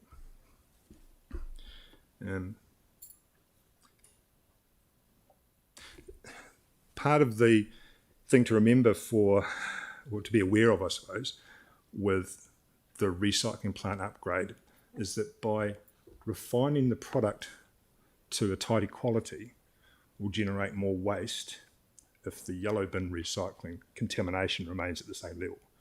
So logic and numbers say that if you take 3 or 4% more of the waste product out of it, you'll add that to the waste. So with that in mind, I think it's important to talk about waste to energy. And I'm not talking about waste to energy on the scale of 300,000 tonnes a year. It sits in the right place above the hierarchy, above landfill. And we're only talking about ensuring that we capture the waste from the sort, from the materials facility, and convert it to electricity. So it's a renewable energy. So we're only talking about 6,000 tonnes a year, a small scale waste to energy plant. It has a transitional position to see us through as the country and the globe moves from manufacturing product from non-recyclable materials to manufacturing product from recyclable materials. So rather than have, as I say, a 300,000 tonne per year plant that needs to be fed for the next 50 years, and you have to find the waste somewhere or whatever it is to feed it, we're talking about a plant that's small footprint, probably twice the size of this room. It would do 5,000 tonnes a year. It would convert it into electricity, which we would use then to power our loaders, subsidise our plant, and it would have a 5 to 7 year lifespan. I think if I was to give a bit of a focused opinion on how long the transition will take for us to go globally to manufacturing from recycled materials, I'd say you'd be looking at 20 years plus to get there. So a 10-year plant that you could either choose to replace or you could choose to look for a better technology at that 10-year plant is a far more pragmatic and logical solution than investing in anything else. The beauty of waste to energy on this kind of footprint is it's scalable. You can size it up or size it down. And at the end of 10 years, it's paid for itself, it's done. All right, you're not committed to find more crap to go on it. All right, the ultimate end is that all the materials are recyclable, we don't have a use for that, and the plant takes care of it. So, I suppose in wrap up, so what I've tried to illustrate to you is that EcoCentral, on behalf of Canterbury residents, is addressing the challenges of COVID and global recycling and the ever-increasing market quality demands. We're continually looking at sustainability measures with a reduction plan in place to address our emissions footprint and support group initiatives. We're building a world-class MRF that Christchurch City Council will own at the end of 2024. And we're demonstrating that there is a strategic case for small-scale waste to energy as we manage the slow transition to product using recyclable material. So that's the overview. I've tried to keep it brief. Thank you. I'm open to any questions. Very much, Craig. That's awesome. Can we go back to the waste to energy plant? So with that plant, that's just an example of what would go in there? For EcoCentral, it would be just the fibre that's of inferior quality. What it would be the residual waste. So as with the current process, and even before we had to meet such tight demands, the plant would produce between 4,000 and 5,000 tonnes of residual waste as part of its process every year, and that's been going to landfill. What I'm saying is that... So that would be the cans and the glass and everything would go into it's like bottle tops, anything that we can't recover from. So residual waste is not the metals. The metals will go and get collected and get recycled with the metal recyclers. It's the tiny little pieces of paper or the tiny little pieces of plastic or the half of a weed eater or those sort of things that people throw out. Plus any fibre.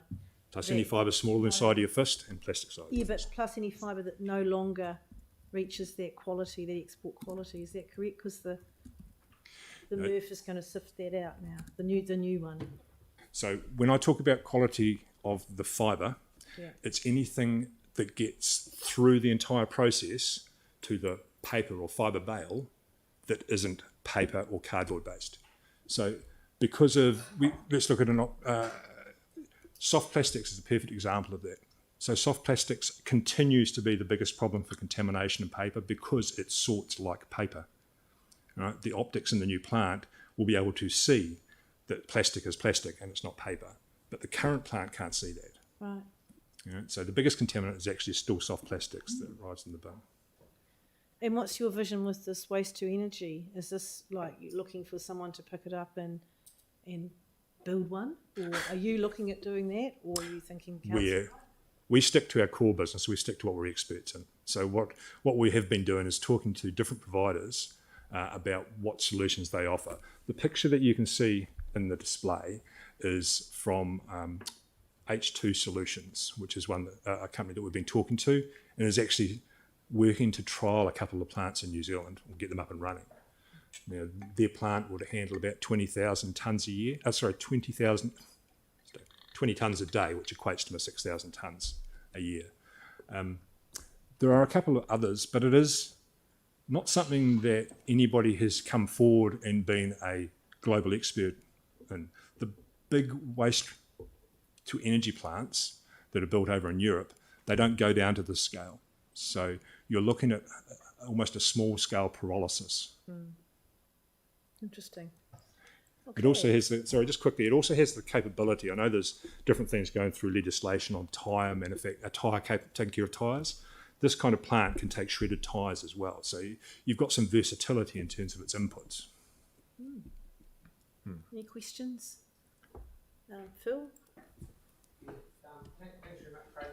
Hey, the $16.8 million machine, which is cool, that's really just plastics and cardboard. It is. 2 million basically is for the plastic side of it. The balance is for sorting the fibre. So it won't make you know where I'm going to hit with this. It won't make the glass any easier or better or whatever. Would you prefer to not see glass at all and coming in the gate? I would love not to see glass coming in the gate. The issue, we've presented the case, as you'd be aware before, for what the ultimate solution would be. I think you are unfortunately hamstrung until that CRS decision is made. It's a real problem. But glass is hard on the plant. It was designed for it, but it's high R&M, and it doesn't colour sort. So you end up with a multicoloured glass, which is not what the Visi plant in Auckland wants. But it must contaminate a little bit somehow your plastic or paper or Yes. Yeah. Most of the contamination actually takes place in the collection trucks when they compact it. So they drive the glass into the product. Our process loosens all the product so we can sort it, but it's compacted by the time. And just roughly, how much is one of those? The business model would be joint venture. So the cost to us would be nothing. There would be a small gate fee between our plant to them, which would be less than landfill, and then they would recover their costs through the combination of the gate fee and us buying electricity back off them. So it's almost like a synergistic or symbiotic relationship. The hope being that it's reasonably cost neutral, but it closes the circle a bit on that out fee. But it would only take your... We're only designed... Well, the MOU and for all the eco drop sites is that waste goes to Cape Valley. So we can't touch that waste. However, the legal opinion for the waste from the MRF is that we can use that for this plant, which is what we've looked at. Interesting. So I've got Aaron and then James on Zoom. And Ian? Yeah, so... Oh, it's just Ian, it's not James. No, it's Ian. Update on the CRS, because it seems to just be taking forever. But have you seen any evidence, because I've seen the contrary, but have you seen any evidence to show that it will increase recycling? I've seen models that it'll decrease the amount of actual end product that's recycled. It creates a big money go round, but doesn't have a very good environmental outcome. So I've only lobbied from the recyclers collective side of it. So that's combination. So what's their position? Our position is about not devaluing the current recycled commodities and using the existing recycling infrastructure to work inside the CRS. So we're not trying to grab any control, but what we're saying is that you've already got a lot of existing infrastructure. That's the collections and the recycling plant and the drops and the resource recovery centres at the drops. Those are all in place, and they are nationally in place. And so talking to David Parker is to understand that you've got other lobbyists. I mean, we're only one small aspect, as you can imagine, but other lobbyists are looking for a complete new system that completely does the whole thing. But you're wasting existing infrastructure. You're driving cost into the country's management of recyclables, and it's not the best solution. And I think the government's problem is that it's struggling with so much lobbying and so much contrary argument. The difficulty is combining all that, finding the truth and the logical solution amongst the chaff and coming up with a plan. And I think the latest advice is around next year, or late next year, or the year after, that they might come up with a plan. So to make my question slightly clearer, if the economic side part aside, like products will get dearer for everyone, including people with not a lot of money, but does that then equate to a better environmental outcome or not? Like, have you seen any model that shows a better environmental outcome by having that CRS system? I think the environmental income that comes to my mind is the fact that it reduces waste, general litter on the streets. I think that's the key driver that seems to be common amongst all CRS schemes, no matter what their design is it's not so much, there might be a residual effect of bottles and cans, etc., coming back in and getting recycled, but the biggest upside is that it actually clears litter up off the streets because there's value in the stuff that people are throwing out. So the litter that's on the streets? On the streets, in the bins, just general litter. And who's collecting that for how much? Because I've seen the amounts, and you'd be working for 1/10 of minimum wage. It's typically for CRS. I went a brief visit. It was like homeless people wouldn't bother from the amounts I've seen. Yeah, they would. Yeah, they would. Yeah, yeah. Homeless people. I mean, I wish there was no homeless people, but they would. If they see value, if there's 5 or 10 cents in a bottle sitting on the ground, they will pick it up and collect 10 of them, and they've got $1. All right? The biggest driver and the biggest thing that happens in Australia, Western Australia, is community groups. So scouts, Girl Guides, schools, rugby clubs. They do fundraising by doing bottle drives. But because it'd be good to see some evidence of that, because back when I was a kid and you did a bottle drive, like a Coke bottle's worth 8 cents, and that was like 1/10 of minimum wage. Was like minimum wage wasn't much; it was around $1. So you see where I'm going with this. Yeah, percentage value wise, is it worth it? It'd have to be the return value now of a Coke bottle would have to be $2. Yeah, there's a number of values that have been thrown around through the government in terms of proposals, anywhere from 10 cents to 30 cents. Yeah, but of the waste that's on the street, because we had someone come in a few years ago that did. They did a whole area and they did like a waste autopsy thing, and they showed us all, like the worst one was cigarette butts. Like, what's the return value on a cigarette butt and who's collecting them? I mean, they're the most. So, but there's a whole other. There's an old wrapper. Like, what's a McDonald's wrapper worth? They don't. None of those things have a return value. No. So that's the real waste. If you go clean out a creek, there's not a lot of bottles and cans in there. They're all good points, Aaron, but they're really... Well, I agree with you. I couldn't comment on the return value of a cigarette butt, but I understand your point. If there's a cigarette on it, I do see them get picked up. Yeah. It wasn't really a question. Interesting that a lot of our waste that comes through the plant is generated by people who stick and fill up cans and bottles with cigarette butts. Just for the record. So I've got a question from Anne. Yeah, kia ora, thank you. Thank you for that excellent presentation. It would be great to share that with our public, I think, and widely. The yellow bin contamination that you were talking about seems to be a huge issue. Are we doing enough as a council to address that, and is there anything more we can do? So I glossed over it pretty quickly in my notes. If we compare the truck contamination now with what it was 12 months ago. 12 months ago, it was about 35% contaminated of rejected loads. Now we're down around 8 to 9%. And with all of the efforts from Ross's team and from marketing and the audit team and holding people accountable, which I think is really important, as much as it might be painful for the residents, is making a difference. We've just got to keep going. We do have to keep going.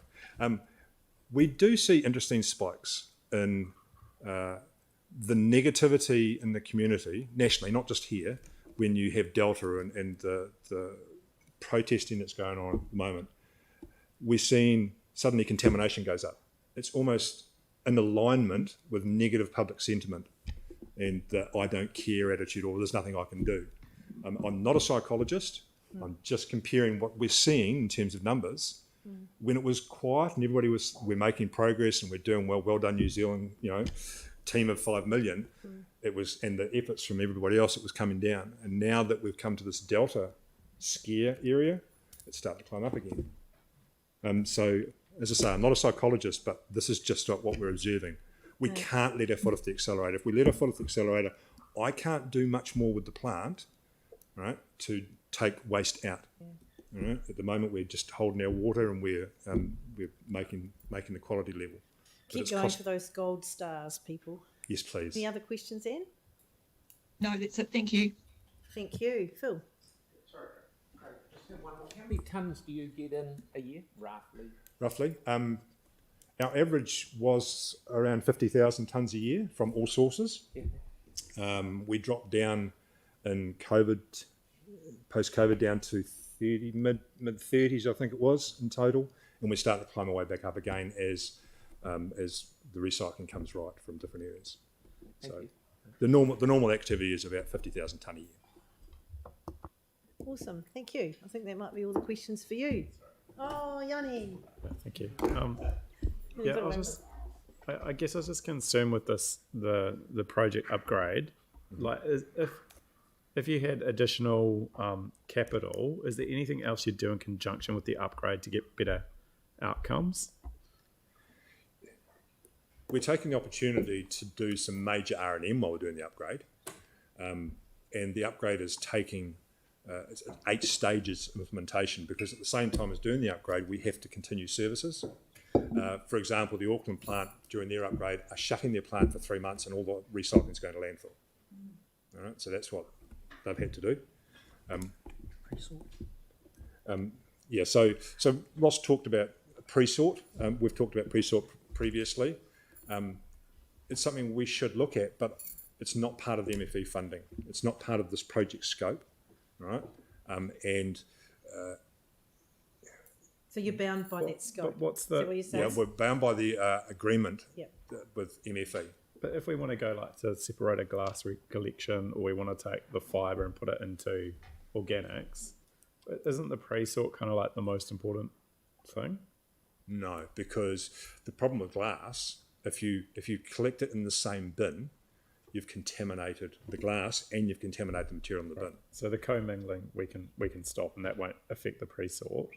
But yeah, but I mean, just in terms of like, what would it cost to do the pre-sort? Why can't we do the pre-sort in conjunction with this, even if we pay for it rather than expect government to pay for it? Because we don't have the capacity or the design in place to do it at the moment. It's that straightforward. It's taken all our resources plus contracted resources to get this project right, on time, in full, and to schedule. A pre-sort facility, you would have to tip the product somewhere else, pre-sort it, then reload it and bring it to our plant. I'm not saying it can't be done, it's just not something that we can scope to cope with at the moment. So I guess I'm just worried that we're getting a short-term sort of solution and we don't have a kind of long-term strategic view of the investment going in, because we've got so many other things up in the air at the moment. Does the government? I mean, the government are currently consulting on their waste minimisation strategy. Mm-hmm. Have they shown no flexibility around this capital investment in terms of coming up with a coherent strategy first before we confirm what we're doing with this funding? Look, I appreciate that pre-sort would clean up your product before you got it to the plant, but you would need effectively another plant to pre-sort before you got to our plant. Right. So has EcoCentral considered expanding or looking at alternative venues to get, I guess, a bigger footprint to have that long-term view? I mean, I think it's in a draft sense, Yanni, in a draft sense, yeah, not to the detailed scope. Right. It's not off the table. I'm just saying at the moment we don't have an ability to manage that. Okay. Thanks for the update. Thank you. And just quickly, we also need to understand how the plant performs to understand what kind of pre-sort would be needed. Right. Sorry, just a final question on this. Once you put all this equipment in, how movable is it? once the plant's put in, how movable is it? Yeah. It's not a mobile plant. You couldn't like relocate it somewhere else. Yes, you could. Oh, you could. Yeah. Yep. Yeah, of course you could. You could. It's not welded to the floor. You could unbolt it and move it. What that would take, I don't know. But a greenfield site with the pre-sort facility and all that, I understand what you're thinking there. Yeah. Would be great. That's good. That's good to know. Right. Thank you. No problem. Thank you very much, Craig. I really appreciate you coming in and talking to us. And it was really interesting. My pleasure. Cheers. Thank you. Right, Ross, we'll go on to your report. Have you got a quick introduction or any highlights you'd like to? Yeah, sure. So look, some of the key points, and I'll go through them briefly. The service delivery review and increased bin flexibility, as you're probably all aware, that's been going on for several months now. We had the beginning of November, just by way of an update, we did present to Banks Peninsula Community Board and Limwood Central Heathcote Community Board around what we were doing there, and it has since gone out public as to have your say and around the bin choices. Sorry, when does that close again? When does that close? It's in here somewhere. I think it's just gone out this week, so we're running for about a month. Rowan, is it about a month we're running that one? Out the 15th, finishes on the 5th. Yeah, 5th December. Right, that's good. Thank you. Yeah. Craig touched on it a wee bit with the recycling contamination. We are averaging around about that 8-9%. We were down to 7% in September, although we have seen that spike back that Craig mentioned, and we're back to 13% for October. So once again, it remains a focus, and we're resourcing that to try and get a better outcome there. The curbside collection service, we, in terms of delivering the level of service to the resident, we had a subcontractor come in during September to assist our main contractor, Waste Management, who are having issues with finding resource, particularly in truck drivers.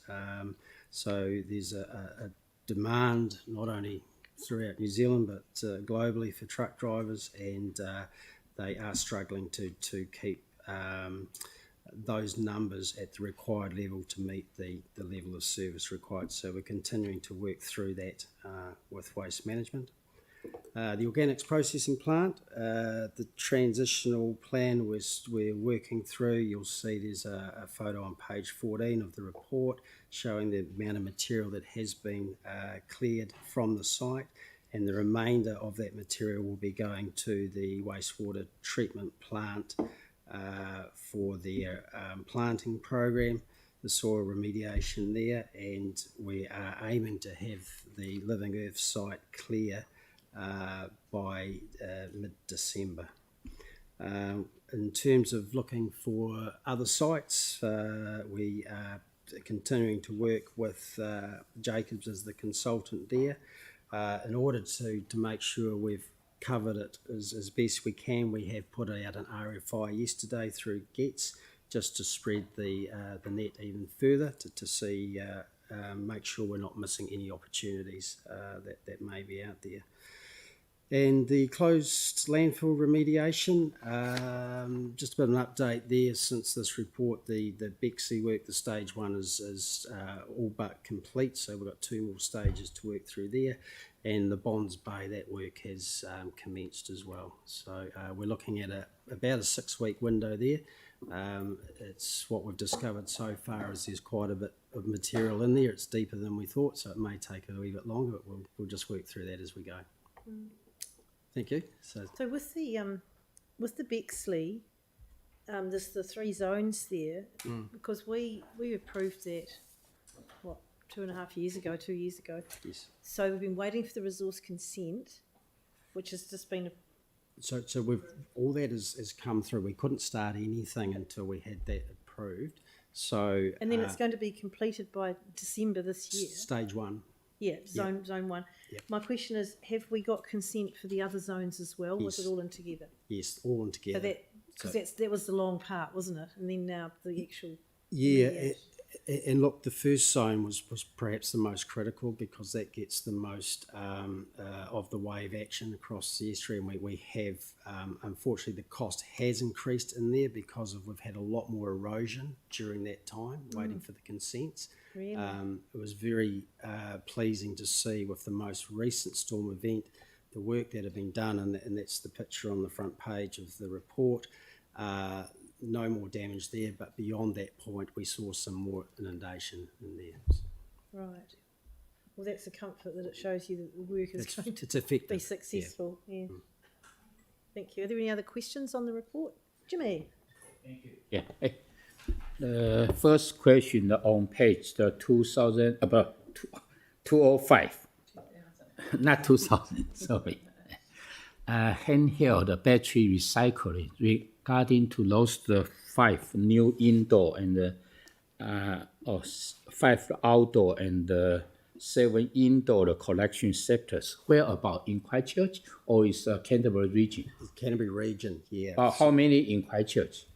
So we've had between 5 and 6 over the last year and a half, which is what we funded as well. We had funding approved through Canterbury Waste Joint Committee and Environment Canterbury and the Sustainability Fund. We look to, part of what we do with the Canterbury Waste Joint Committee is look at projects that we can expand, and we're in that expansion phase now. So we have additional funding from MFE that we have, so that'll go out through the Canterbury region.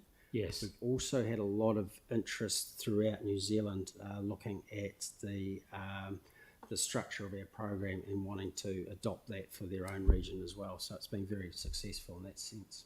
Okay, thank you. Second question is the page 206. My question is because you mentioned that due to ongoing concern with the performance existing contractor now. So we have engaged with subcontractor. 4 weeks they just try, but we consider continue. This looks like is the very low performance regarding the contractor. So if next time who will pay? This the kind of subcontractor the cost, and also I'm not sure regarding agreement if that's a less,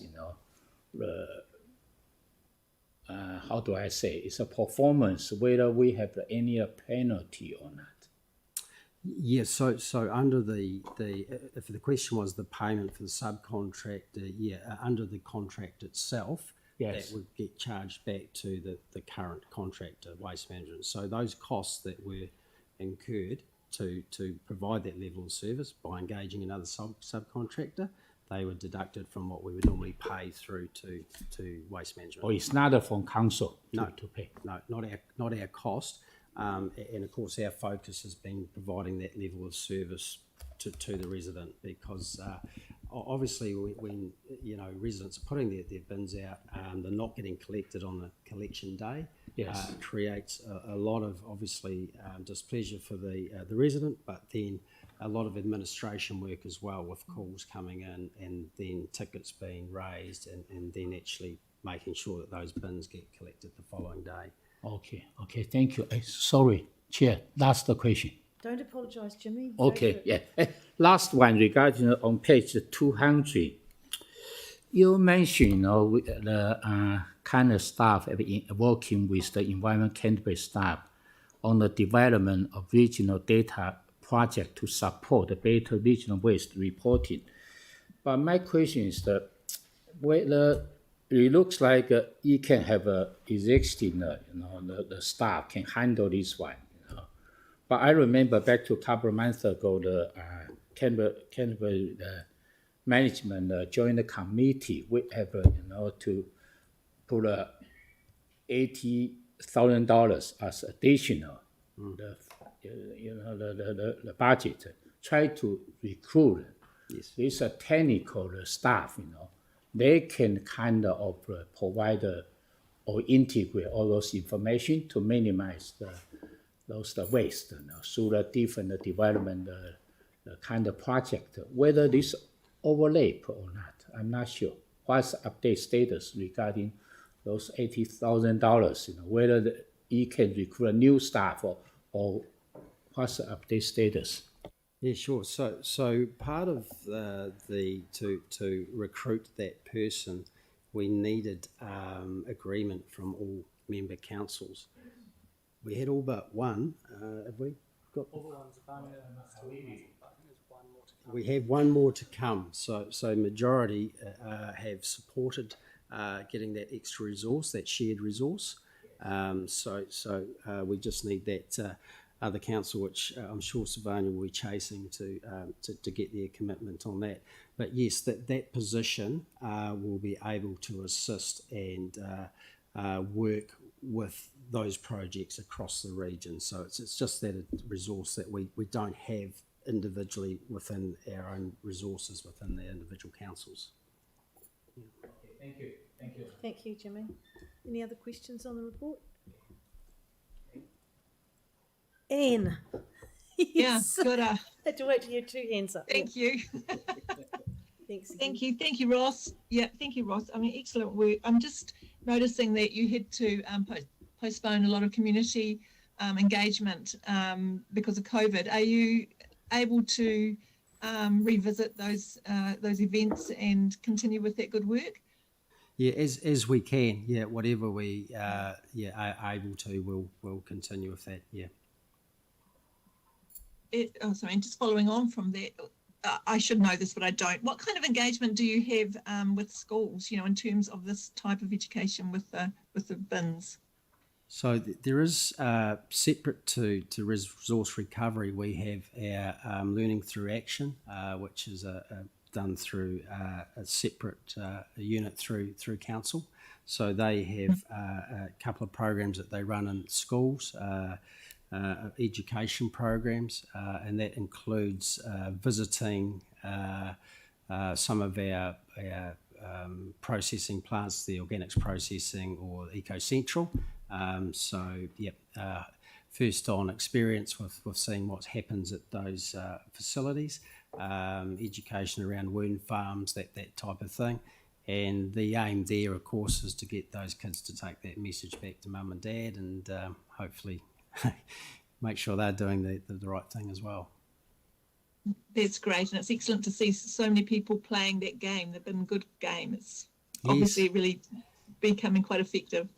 Yes, and look, we just on the education, the more we engage and going back to the contamination, we feel there's a sector that we haven't been able to reach, and we're looking at going into malls, supermarket type areas, so we can have that face-to-face engagement with those who may not have access to technology, computers, that sort of thing, and that's a sector that we want to engage with.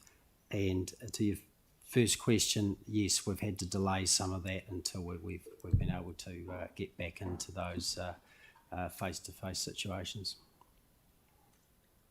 Thanks so much. I think that's a really good idea to go out to supermarkets. You could have a stand outside and just with the yellow bin, and because no matter how much you think you know, every now and then you go, oh, actually, hang on, can that one or not? And we have great discussions in my house every now and then on something, and then you go online and have a look and see if you can or can't. So I think, that's a really good idea to go out to supermarkets. Yeah, we've identified it's really great getting the numbers back through the marketing and the research and understanding, what areas we may not be reaching, and being able to work out a plan on how to perhaps get to those. And look, we'll just monitor that, see what engagement we get, and if it works, great. If not, we'll try something else. You have a question, Aaron, or do you want to move? I'll just reaffirm that in the bit about the children passing on to the adults. Like in our household, probably the 6-year-old's the smartest on the yellow bin. Wouldn't take much. On the yellow bin. On the yellow bin, Phil. Just jeepers. So just reaffirming that the messages that young children take through to households is fantastic. Yeah. Okay, thank you, Jimmy. Sarah? Just one very quick question on as on Radio New Zealand in the last week or so as well. The plastic plant pots, they're often number 5s, but they're actually not accepted even though they've got the number 5 symbol on them, and they're supposed to go in the red bin. And I know that some residents have been finding that confusing because the number's right. Yeah. So while contamination of those ones is potentially an issue because of the soil and things on them, we ask people to clean any food out of containers before they put them in the bin. I'm just wondering why we're not asking people to do the same with garden pots. Yeah. I know that Mitre 10 has just started accepting them so that Zealandia can recycle them, but it just seems a misalignment and the messaging isn't that clear. Yeah, you're right, and it's difficult, and it's possibly one Craig could have answered. It's around the capability and the sorting of the plant. So, sorry, you're still here. Craig, come up to the table because you need the microphone. But that's a really good question. Yeah. Yeah. I can't commit to anything we're doing. That's not what I was going to say, but I have probably about 4 months ago had a meeting with the CE of odorants. So it is something that they're looking to trial. So as we progress, returning of pot plants to and things like that to the plant places is something that they are actively looking at, and we're actively working with them on how that might look. So we're just not publicising it because nobody's committed to anything. Yeah. It's just that with the number 5 on all the pots, because they are actually recyclable. Yep. So they're PP, exactly. But they have to be clean. That's the key. But we don't accept them even if they're clean. We don't. We don't. Not in the yellow bin. No. Shouldn't have. Oh, okay. Right. So, and that's because of the plant, the way the plant's not designed to take containers of that size, and they're classed as a rigid plastic. We just can't sort it, and it's about understanding that the plant is mostly automated. Okay, plant. so it's more about the plant than the soil and stuff. That's really interesting. So looking at other vehicles to accept that is on the cards, but so some of those plant pots are quite big, but some of them are most of them are only yogurt container size. But the best place for them to go back to is to get, if we think about it, is reuse rather than recycle. Yeah. So it's the top of the hierarchy. So that's why we're encouraging the odorines and that sort of thing to take them back, and they want to do that. That's just how they do it. And Sarah, did you say Mitre 10 are starting one, or did you? Yeah, Mitre 10 are now collecting them, and they've got an organisation. They've teamed up with Zealandia, who are actually going to melt them down and remake them. Yeah, so it sounds like it's progressing further. Yeah, it's recycling. I haven't had a lot of follow up since that meeting, but it sounds like they're progressing within their own industry to accommodate it. There'll be a ton of those. Aaron, have you got? Oh, sorry. I was just going to say, Mitre 10 also polystyrene, so they're quite proactive and be able to recover those materials. Thank you. So Aaron, have you got a last quick question? Oh no, Sarah stole my thunder. Mitre 10 emailed me last night to say bring back your containers. So. Great, thank you. I'm just conscious of time, so Jimmy's moved this. Do I have a seconder? I'll go Sam this time, so I haven't been down that corner. Is there any other discussion? It's a really good report, thank you, and thanks for presenting it so well. And also thank you for the pictures in there. It's really good. I mean, looking at Allendale there, you can really see in the landfill there how the erosion is really a serious problem there. So the photos actually are really great to see. So thank you very much. We'll keep those coming then. Thank you. Yeah. So I'll put that the resolution. All those in favour say aye. Aye. Opposed? Aye. That's carried. Thank you, Aaron. Okay. Let's do the closure. Te kuna te warua ki riri ki te taumata. Ko te matatika matapono ki arahi ina mahi. Ka auratahi ki tira kia iki punuku kia iki tangaroa. Home e, hui e, tai ki e. Kia ora, thank you everyone.